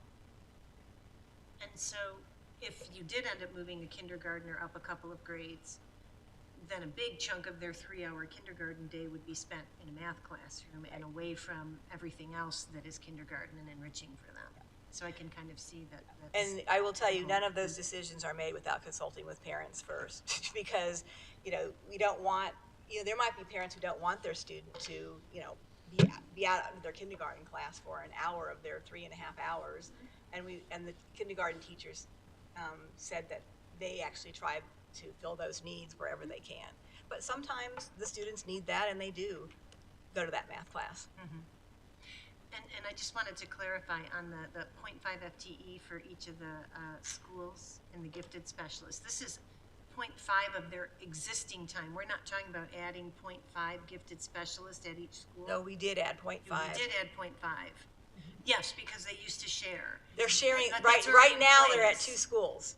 Right. Driving back and forth between 2 schools. So that's what's happening this year, but next year They'll be at one school. Gotcha. They'll be at Thank one you. school, and yes, their 0.5 will be the rest of the continuum for gifted, and 0.5 will be focused on Because mathematics. this sounds like a significant addition of responsibility there, so, but, thank you. It's happened before, and as a matter of fact, Maura Baker shared with me, she remembered when her own daughter went to math with the gifted specialist at their school when they were full-time at their schools. Okay, so then, let's see, where am I now? Okay, one of the things we talked about too is how a schedule has to be developed at each of the 4 schools to really make sure that we are maximizing what each gifted specialist can do. So this might mean then you can't have math at the same time for every grade level, because if the gifted specialist is going to be teaching extended math, they can only teach one extended math class if everybody has math at the same time. What they shared is that I think a number of them right now already have first grade being taught at a different time, and so then the gifted specialist could support first grade for any students who are advanced students, or if there was enough to pull a group together to work with those kids, they could do that. We also talked about the COGAT because there was a misperception that just because you had a qualifying score on the COGAT, you had to be automatically placed in the extended math class. And obviously at the beginning of the year, you want to consider that. And again, these are decisions you have with parents. But if a student is receiving a qualifying score in January during our mid-year testing, then sometimes half the year or more has already taken place in that math class, and the student will not have had that material yet to be placed. So you definitely want to consider them then for the next school year. So we had a large discussion about the COGAT as well. We also want to make sure we're informing parents and guardians about the extended math program, so they're going to start sharing all their materials at the school and use them during open houses. And we also decided that we needed a 2-year transitional period to get to where we want to be with the formal classes at grades 4 and 5. And it goes back to the inviting piece that I mentioned earlier, that to fill classes at grades 1, 2, and 3, and some at 4 and 5, they've been including students who have not been meeting the qualifying criteria for extended math, and they need to phase that out. But as they're phasing that out, they have to start the new procedures and guidelines that we have in place. And so if they're in an extended math class this year and they don't meet the criteria next year and they're well below it, we did talk about the fact that the hard conversations with the parents need to start next year, then that they're not meeting the criteria, and the teachers will do what they think is best for those kids in terms of their mathematics development, and in some cases it's not to move on into that extended math class. And then all program revisions begin next year. And then I just quickly wanted to just mention to you some of the options that our gifted specialists could look at going forward. They could just teach a regular extended math class at a grade level. That's an option. Or it could be a small group of qualifying students at grades 1, 2, or 3. So they could teach a whole extended math class if there were enough students, or they could teach a small group of students at any one of those grade levels. They could also combine students. So you might have a few students in grades 1 and a few students in grade 2, and they could do tiered lessons and curriculum compacting, with those students to work with them throughout the school year. We did note that teaching grade 4 extended math is an option if needed, but we really would prefer that they focus on the primary levels, but we want to be flexible, and if there's really a need for it in a given year, then that absolutely can be done. And if they're going to be pushing in and supporting an extended math teacher, and it turns out that they start to support those students over time almost every day or most of the week, then they might want to think about taking those students out versus pushing in. But the idea too with push-ins is that you could also include other students who are borderline and have them participate in some of the lessons as well, depending on where their strengths are. And those are just some of the ideas, but the idea is that it's flexible and that each year there's going to be different needs for kids at each of the grade levels, and we need the schools to be able to have the flexibility to determine how those gifted specialists will be used, but they have to think about how they're going to maximize their time when they're building their schedule. Let me stop there. And are there any questions about any of the program revisions? Because the last, couple areas really are just to get into how we're going to measure success and, how we'll get there. I have a couple questions. So when you talk about, I heard you say some implementation is going to begin in the fall. All of it will be. All of it will be, okay. So with respect to, it sounds like the criteria is going to be the criteria that will be applied at all 4 elementary schools, which I think makes a lot of sense. I wonder if you, it doesn't matter, but I wondered if you were surprised, when you did this investigation to learn. No, because we've had these conversations every year. It's a struggle, especially with elementary when you're trying to fill classes and meet the needs of all the kids. And you can't have 6 kids in one class and 40-some in another class. So it wasn't a surprise, but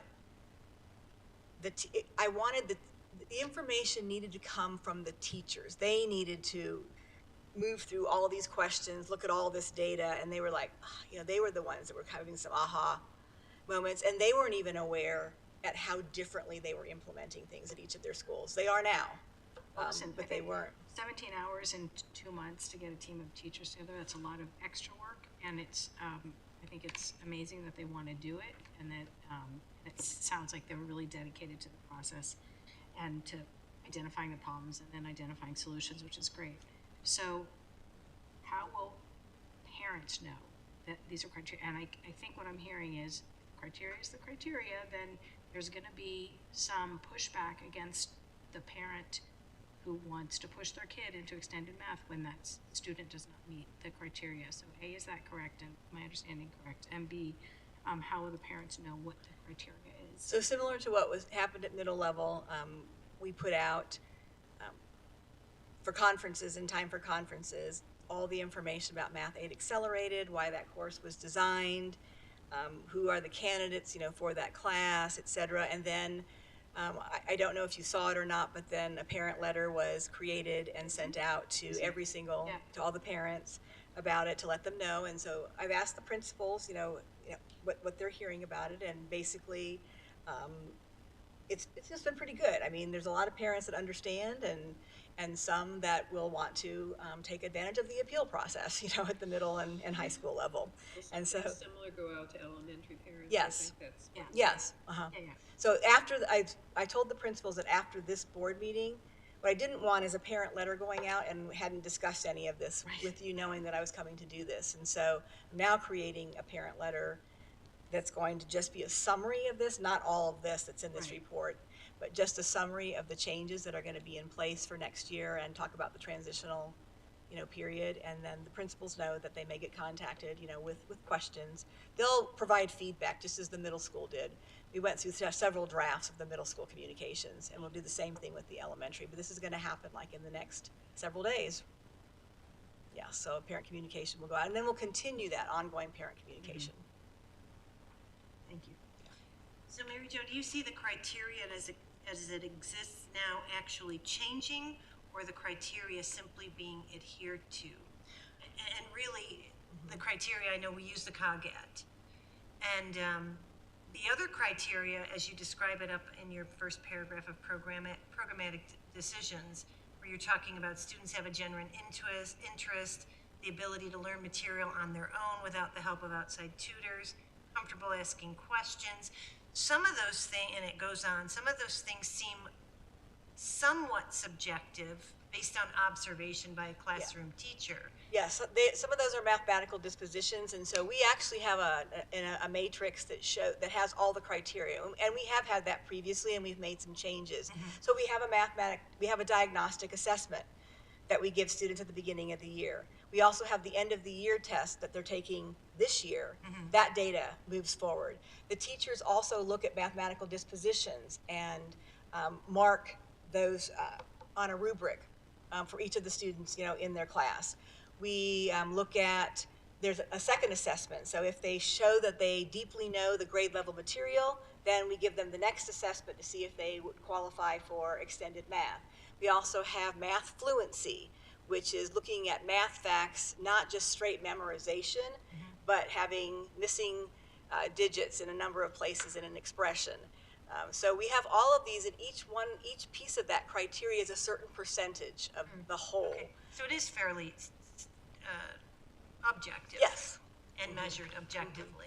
But I hear this appeals process. Well, we don't really have a formal appeal process at the elementary level. It's been mainly handled by conversations between teachers and parents and principals. But what I've shared with the principals is that they need to be involved, you know, in these conversations, because there are teachers that feel pressured, and they're going to have to share the evidence. They're going to have the evidence of the data. It doesn't mean we don't watch kids. I mean, kids who are borderline, we watch them. Sometimes we're moving kids in the middle of the year, depending on their performance. But it really is about the data and what we have in terms of the information for each student and how well they're performing, and their performance on each of these measures. But much like everything else we do, we're not talking about one simple measure. There is a variety of measurement that puts together an entire picture for us to make these decisions. Because I'd hate to go back to way back to, you know, a cutoff score on a test, and you're either in or you're out. I mean, I'm going way back when that used to be an issue, and I don't want to swing the pendulum back that way. So it sounds like this is a very well-rounded process. And we've had that criteria before, but we added a couple new things, you know, to the mix of the criteria. And yes, we talked about how we don't want to go back to that. It wasn't very accessible to students, and it became very elitist. Yes, yeah. So we want kids to have access to the pathways. And then just quickly on the measures of success, you know, we hopefully will see a steady increase in placement in extended Math 4 and 5, which is Math 6 accelerated, if we are really developing deeply those skills at grades K through 3. We hope to see increased math scores on our state achievement test, AASA. We want teachers to report that they're using these established protocols and procedures. We want consistent implementation based on principal observations. We want to make sure there's equitable access to and time for instruction. If a student qualifies, a student deserves to have, if we have an hour a day of math for students, any qualifying student should have an hour a day of math, not just a couple of lessons here and there. They need to be able to move along and have the same kind of math instruction that all students have. And then we want to make sure that there are opportunities for increased complexity of math problems and depth of math, such as using the mathematical practices like modeling, problem-solving applications, and then hopefully the parents will say that they know about the extended math program and how that happens at each school with the information, that's getting out there. So these are just some measures of success that we have now. There could be others later, but we started to think about what would show us that we're being successful. And the how do we get there is basically similar to what I shared before in terms of the things that teachers realized that we weren't implementing consistently at each school, that we will do that, and that we'll have a data-based placement process. It's not about filling classes and inviting them, but data-based with evidence that they can perform. And then creating multiple entry points on the Mathway for kids. And so the last page of this report actually showed you and created a whole different look of a pathway. We used to have that one linear look of a pathway going kindergarten all the way down, and this now shows three different ways, and the paths are more horizontal and how kids can go on and off the pathway. And even if they're on or off the pathway, they can still get to pre-calculus and calculus, on the pathway if that's a goal to get to in high school. There are just some decision points along the way of that pathway. And then really, just in conclusion, that we talked about the professional learning that needs to happen. Obviously, our elementary teachers want more professional learning on compacting curriculum, tiered lessons, and being able to differentiate for those kids, especially those kids who are moving from one grade level to the next, and they might be in clusters in the next grade level class. They need to be able to implement differentiation strategies. And our goal is really to ensure that all students are in the appropriate math class. And it's not about speed.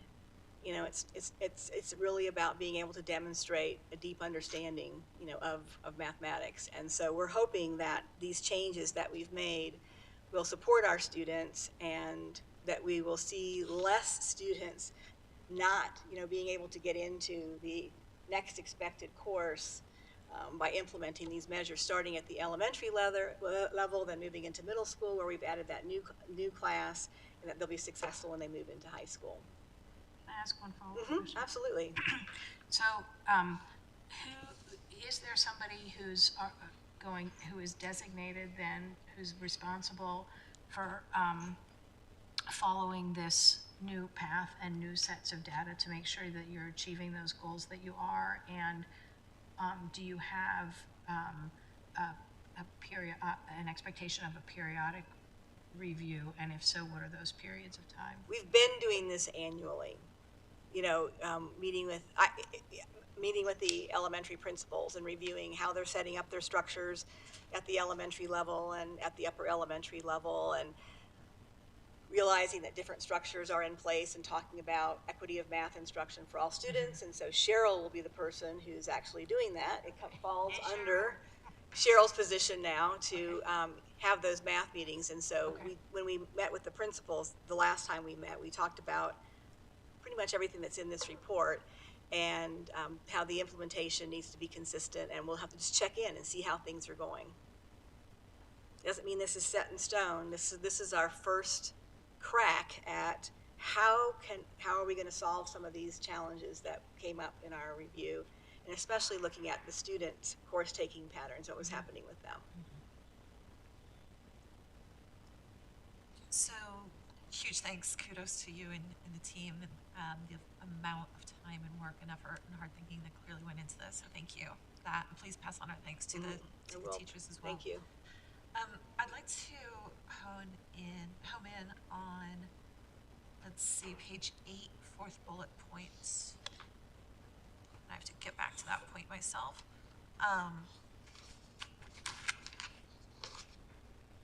The one that starts out qualifying students? Yeah, bear with me. Oh, sorry. Yeah, Okay. sorry, I was, Yeah. I scrolled too quickly actually and scrolled right past it. So yes, that one. And then further on, you also spoke about, the emphasis being placed on, this is very much a data-based placement process, which I acknowledge as well and see the benefits of. However, my question that came to mind in that bullet point 4, page 8, is how are teachers, how are we able to balance the social emotional learning needs of students when they are also qualifying for extended or double extended or triple extended math classes? What I've seen happen, not only through our own family's experience, but also a number of friends and contacts across the school district, is that quite often these children have, especially the elementary ages, they have the math skills, and they think they want that challenge, and the parents think they want that challenge, but they don't have the social emotional skills to be in cohorts and classes with older kids.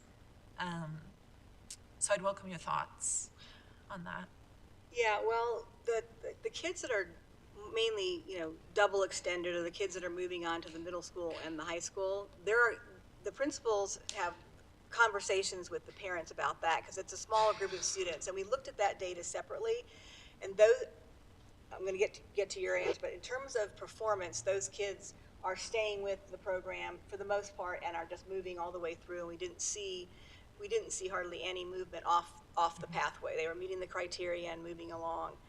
We get it, and we talked with the high school math department chair about the fact that maturity is a big piece, when it comes to mathematics, and there are times when kids might have the math skills and they're moving to work with another group of math students. So it's really dependent on us to make sure that we're having, and I get it, that parents think they want it and kids think they want it, but we either have to provide a structure for them to move on and hone their skills and develop their math skills, or not. And so there are times when parents and kids choose not to, and then they're placed in the highest level class that they can be at their school, or they go on. And the principals have told us, so I'll just use a specific example. The principals at the middle schools have shared that there are times when elementary students, just because of maturity, which might lead to some social emotional issues, they have those conversations and come together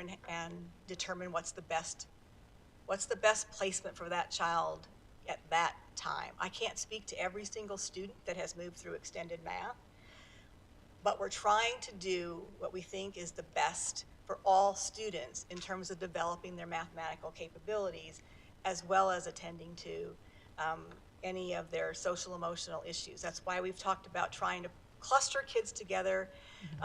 If there's a small group of kids that can be clustered together and go to that next class, we want to make sure they have someone that they have, in that class that they can relate to. We can't guarantee it, but wherever we can, we want to do that. I don't know if I'm answering your question, because for each individual child, it's different. And when I was a principal here in the district, I had to have individual conversations with parents and students about where to place those kids and what was appropriate for them in terms of what was going on in their life at that time. And in some years it might have worked, and in some years it may not have worked. It's very individual to each of those students. I think my question is, I appreciate where you're coming from. I think my question was more about at the elementary level rather than elementary going up to middle school. I'm wondering if there might be an opportunity or a benefit in involving, for example, the school counselor in these discussions at the elementary level. We're asking them to potentially, weigh in on whether that kindergartner going to a first grade or second grade classroom, or the first grader going to a second or third grade classroom, are they ready for that? Right? Is the child ready for that? How can we help, truly help put forth the best recommendation for the child? Because what I'm hearing a lot, and I respect what I'm hearing, which is that we're really trying to make sure the child is in the right math course. However, I also know that we all want, all of us here want to also ensure that the child's in the right class, not only the math parts of it, right? Not only for the right math skills, right? Yes, and I understand. I do understand what you're saying, and part of the process is for the teachers the gifted specialists and the principals to be meeting with the teachers from the previous year. In August, there are procedures and guidelines about really looking at information about the student in the previous year, and all those people getting together, and counselors can be involved as well. It just depends on the individual Are they students. regularly involved, or is that a? No, I'm just saying that I don't think that they've been regularly involved, but with specific students they have been involved. And so one of the things the principals asked for in one of our conversations was more time at the beginning of the year to have those discussions. And so we now have the whole month of August going into mid-September to make some decisions about math placement for these students. And so, for example, first grade might not even start extended math until later in September, and kindergarten not until December. Those procedures were in place previously, but people have felt pressured to get their students assessed and into the math classes. And what we've shared is we made those decisions for a reason, to give students time to come back to school, get accustomed to school, for you really to take a good look at these students, where their skills are, where their strengths are, where they need to improve. And so there can be discussions with groups of teachers and looking at all of this information about placement and making the best decision for the student. So we have at least anywhere from 3 weeks to a semester, depending on the grade level, to do placement. First grade, it's more about a month to 6 weeks. Kindergarten, it's December. That's good to hear. And second grade, third grade, and fourth and fifth is usually about 3 weeks into the school year. But they were saying that they were trying to get this done right away at the beginning of the year. And what we're saying is, no, we need to give ourselves the time to have these conversations, to really look at our students more in depth before making that final decision. But in our guidelines, I'll definitely be sure to add that piece about the counselor. I know they involve counselors, in some of these decisions, but I don't think it's a regular practice. But students who do need that support get that support. Yeah, that's a really good point. I think that, yeah, I do appreciate that. I know that counselors' time is very stretched. I think the difficult part is how do we define or identify the students who need that support. I think quite often these students who are overperforming at such a young age, we assume that they're ready for it. And we make a lot of assumptions that because they're demonstrating the higher level thinking skills, which truly is just that their brain is processing information faster. It's not that they are masters of a subject at that young of an age, right? But we make, broadly speaking, I think we make a lot of assumptions that because a child,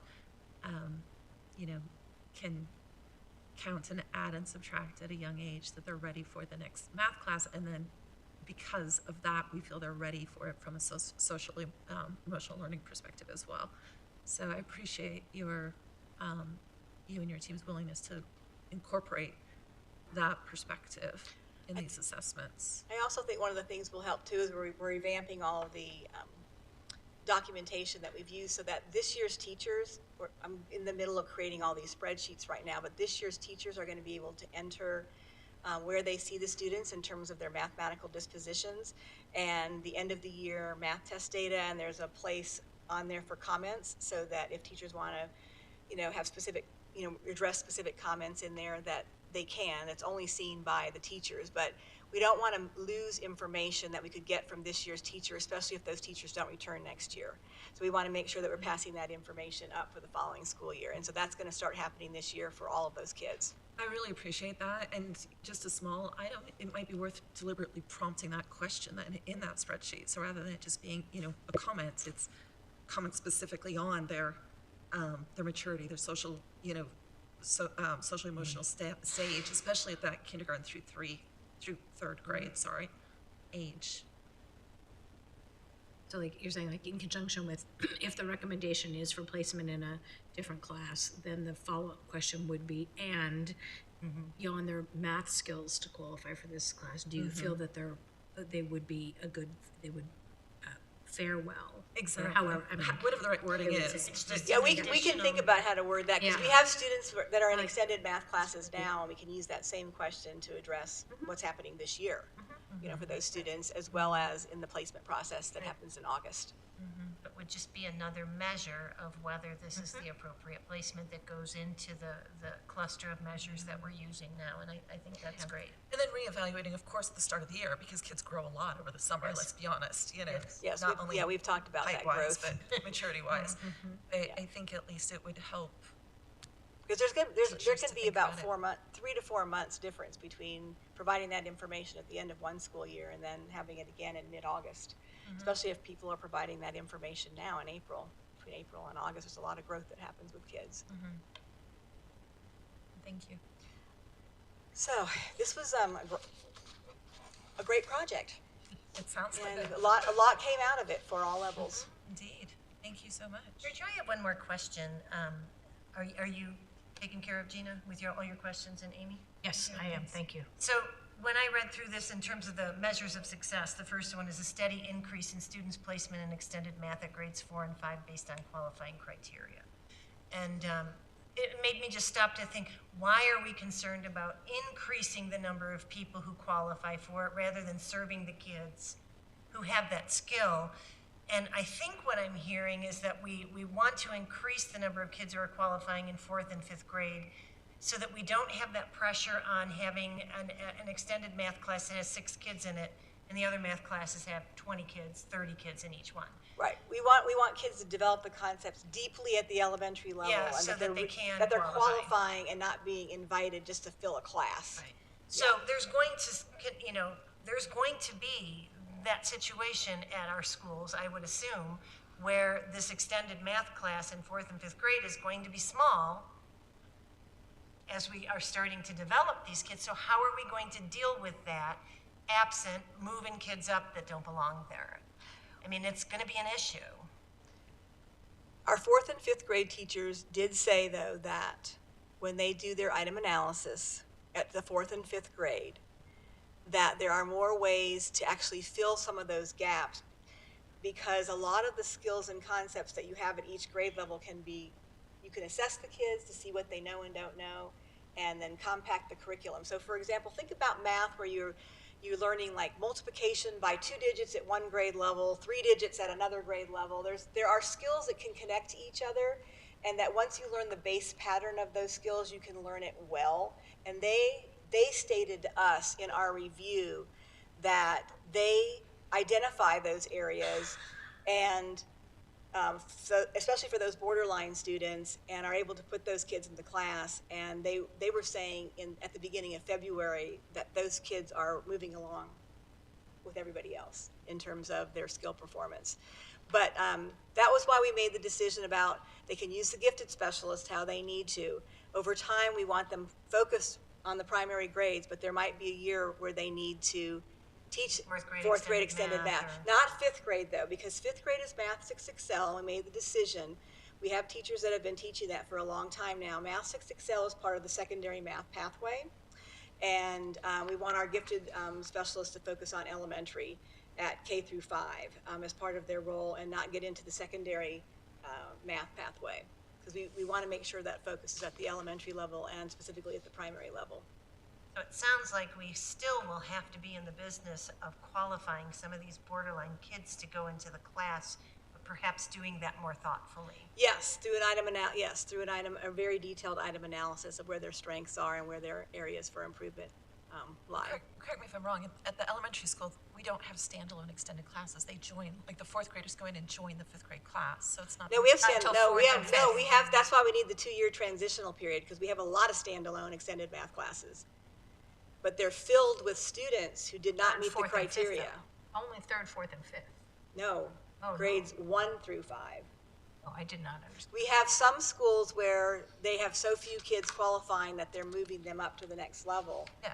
But we have standalone extended math classes at 3 out of 4 of our schools at most grade levels 1 through 5. I thought they were joining the next grade level. That like That they second just graders went up to 5th the grade 3rd if they were grade. in 4th grade. And No.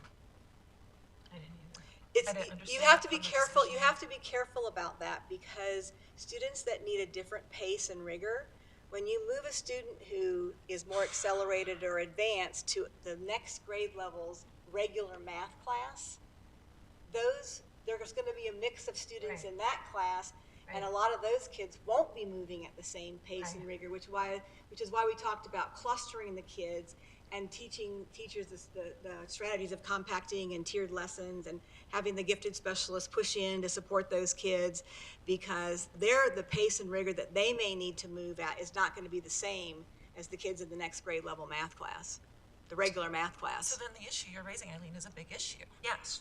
I mean, that's what I'm hearing. Yeah. And that it's not going to be alleviated by some of these immediate changes, and we're still going to have that That's pressure right. That's why we have to balance out the classes, and we need to do a better job of how we do that. And I Yes. think that's what you're concluding here. Yes. That it can still be done. I don't like the term borderline Yeah. kids, but that's the term that's in here, in a more thoughtful manner rather than just inviting kids that are really not supposed to be there, not even close to being qualified to be there. Ready to be Yes, there. it goes back to your statement about having a test where they either make it or they don't. So when you do a very thorough item analysis, you find things like, okay, 30 of the 45 kids missed being able to find the perimeter of a triangle. Should that exclude them from being advanced when you can teach relatively easily the perimeter of a triangle? But if you've never had it before and you've never been exposed to it, you may not be able to answer that item correctly. So I'm just giving that as an They have example. other skills that Right. indicate these kids are going to pick this up quickly. Right. There are other essential skills that are important, similar to the essential skills that we picked out for the middle level for that accelerated class. So can I just clarify then what I'm understanding as the model that you're moving to is that in the elementary schools, a true separate extended math class will not exist until fourth grade? Fourth and fifth grade. Okay, Yes. got it. Yes. And we Just will checking. handle it with And we have to, differentiation. but we have to plus- phase it out over 2 years because we have a lot of standalone extended math classes now that were filled with students who were invited that did not meet the criteria. So we have to phase those out. Why? I mean, why can't you just, That's a good question. Move them why off do you the have to path. phase them out? Why can't? Well, the teachers felt it was really important, but that's why I made the point, students who are performing well below the criteria, those hard conversations need to start happening next year, that they're not meeting the criteria to be in Does the that extended serve math those class. students appropriately if you're not having the conversation now? I mean, why let it go on They- another year, I guess? There's a lot of factors that play into that, and I don't want to get into all the details, of it, but we think it will work, starting the new recommendations next year and phasing out the classes at grades 1, 2, and 3. Will there be any conversations with families of these students who clearly are misplaced? There will be, and so there's a possibility that some of these kids will move off that path Yes. next year. But what if a family is adamant, I don't want to move my child off that path, how hard are these conversations going to get? Right. Some of them are pretty hard, Yeah, but it's really going to depend on the data and where they fall, where the Right. data falls. but we're willing to work that. We're Yes, willing to that's- have those conversations and make this happen for the benefit of the students. I'm not saying just to get Yeah, our this is for the program in benefit of place, the but students. make this happen for the benefit of these students who might not be in the right place. Yes, yes. We said that, we were really clear about that has to start happening now. But there will be a residual. Yes. Well, I would It's echo a Gina's- process. Yeah. Because we're dealing with human beings again, and you're dealing with all different feelings, and a lot of factors come into play, and you're dealing with people and not products. Well, I just want to echo Gina's comments of thanks. And Amy's comments of thanks. This has been a huge thing, a huge project for you to do this from K all the way through. And I think that we've got a really good start on trying to approach this in a way that will have a positive effect on our students. And I appreciate all the extra work. I appreciate you being willing to do this job. It was This would have happened it was without a lot of Mary fun. Jo. It was a lot of fun to work with the teachers on this. So, thank you. Is everybody Thank good? you. Yep, everybody's Yeah. good? Great. Thank you. Thank All right, you. thank you.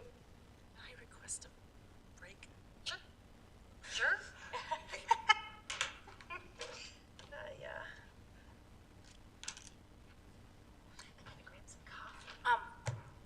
We have to move that podium.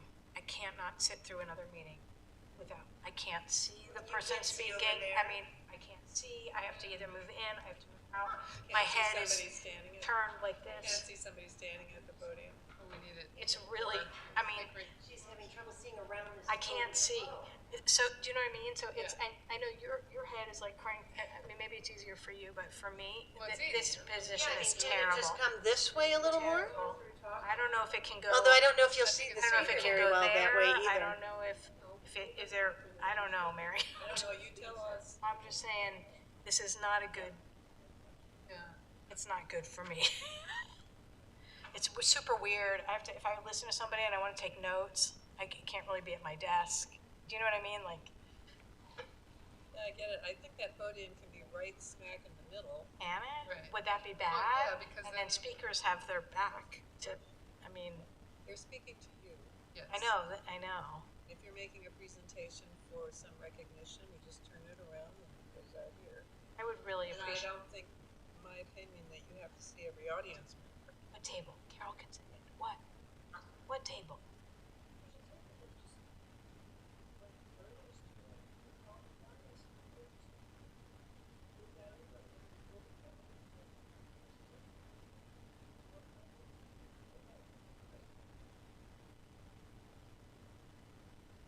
We need the mic Yeah, we and, you know, but the reason we have this table configured this way is so that board members talk to each other. And Each other. You know, you were around when we. So who are we gonna invite to come to the table? No one else.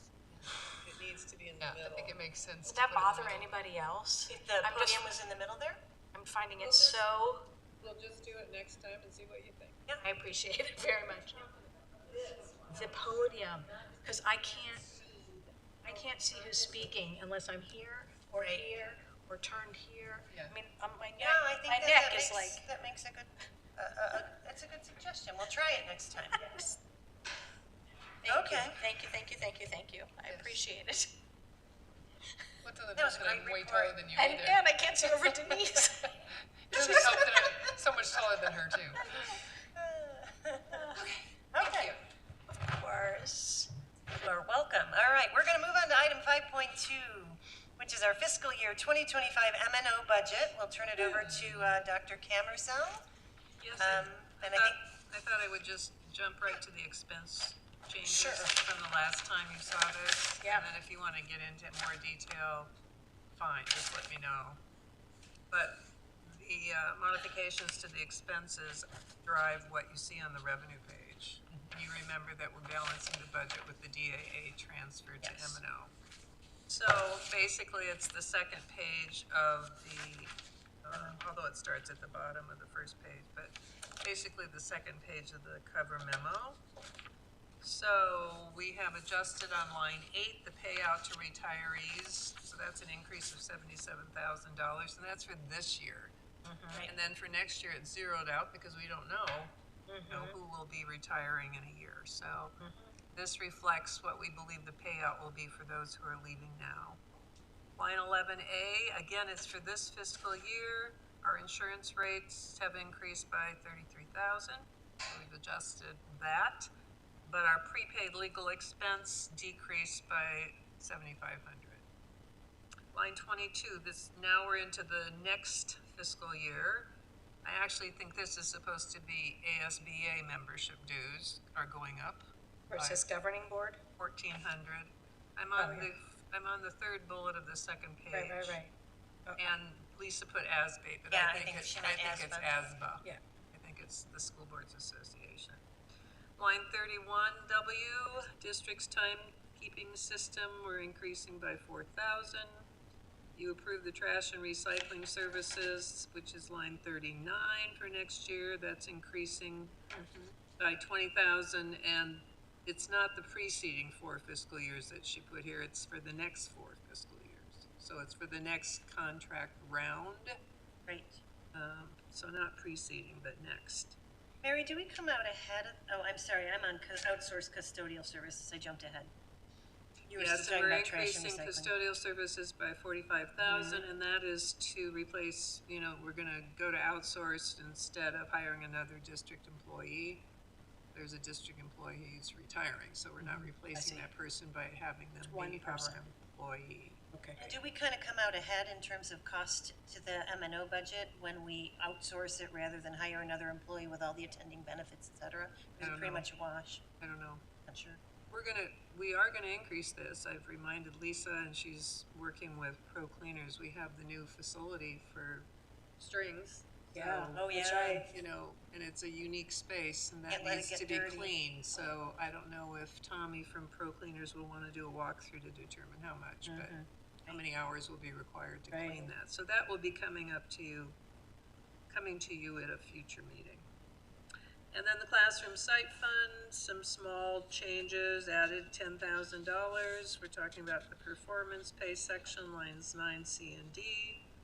And then that's related to actual performance pay, but there's a benefit side of $2,091. So the two combined are $12,091. And then finally, the employee benefit costs, 9C and D, we're adjusting, they go down by a small amount because fixed costs are going down. It hardly ever happens. Rarely. Really. Yeah, I think it's unemployment. We can tinker with it with unemployment. Right. It's a relatively, what it's about 0.4% or 0.4%. 0.5%. 0.5%, yeah. Not quite 0.5%. We'll take it. Yeah. And then the instructional improvement fund, which is the last spreadsheet that you have in the batch. We're adding 0.25 FTE for Esperero Canyon Middle School. And it is not correct that it was funded previously by ESSER 3. It wasn't. So you can cross that out. But it's to have an equal commitment to both middle schools as far as math tutoring. So those are the expenditure changes. I misread that when she wrote provide equitable support. I was reading it that the 0.25 was going to provide support for both of those middle schools. But this is to bring Esperero Canyon up to the same FTE In this support role as Orange Grove is. Yeah, we've had the 2.25 for Orange Grove in there for a long time. Okay, gotcha. So this adds the equivalent for Esperero. Which meets the statutory requirement that we provide interventions at the middle school. So. Okay, got it. So with that, unless you want to get deeper into it. I'm just looking at my notes here real quick. Go ahead. Oh, wait. It's budget. I try my best. But. The election costs are in here.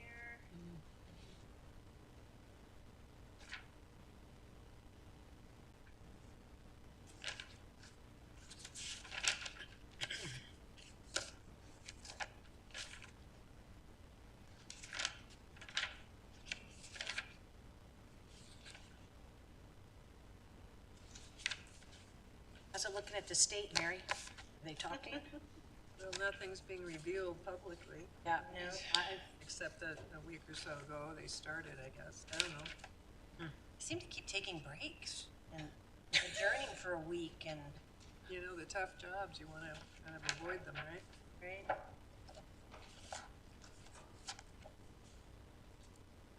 And I had a quick question on the math tutor. That's during school hours, correct? Yeah. It's not after school services, it's during, because we decided that the after school services were less Yeah, students, efficacious.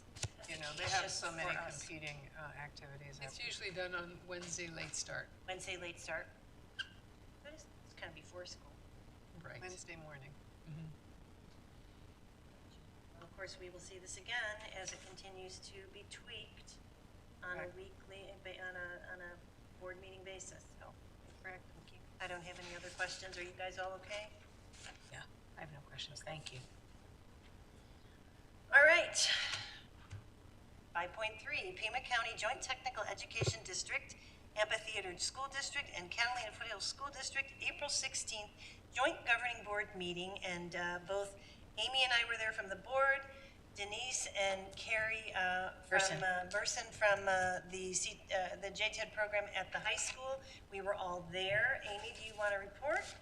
I know you really have a report. I really don't. I just jotted it on the back of my envelope, but yeah. So just a couple of impressions. So this was at the Bridges campus, and it's 55,000 square feet, and they've added another 55,000 square feet. There was an article in the paper today about the ribbon cutting for that. It's incredibly impressive. And also, I think it's TUSD has another high school there. There's their innovative high school there, Yeah, which lease is a a lot of super space for high these performing high classes. school. Yeah. They're second to University High, is what we were told. But anyway, so it was just amazing to see the space, and there were students there who were also taking some classes, so that's always fun to see. There's a culinary arts program, so they prepared the meal that we had, which was terrific. And Puerto Rican food. Which I'm not terribly familiar with. It was wonderful. lots of carbs. They must eat a lot of A lot carbs. of in Puerto yeah, Rico. a lot of carbs, but it was And, really good. And the only thing that, it was us and amphitheater, and so the CTE director from amphitheater and also Carrie Burson from our side presented PowerPoints and Carrie was terrific. I mean, the PowerPoint was incredible and, full of information. She was a great presenter. Really, the board, the JTED board, was really interested to know, and they reminded us that sometimes it's hard for them to get a sense of how their programs are doing with our students and our places. So this was an opportunity for us and for amphitheater to tell the JTED board the impact that their programs are having on our kids. So it was really, it was great, it was exciting. I have, swag, that's always good. There are 24 programs, there are 2024 central campus programs, there's loads of them, and it was cool. It was interesting to learn about Amphi's program as well. It's a very, very widespread program on campuses at Amphi. And they have the same stats that we do vis-a-vis how many are college bound.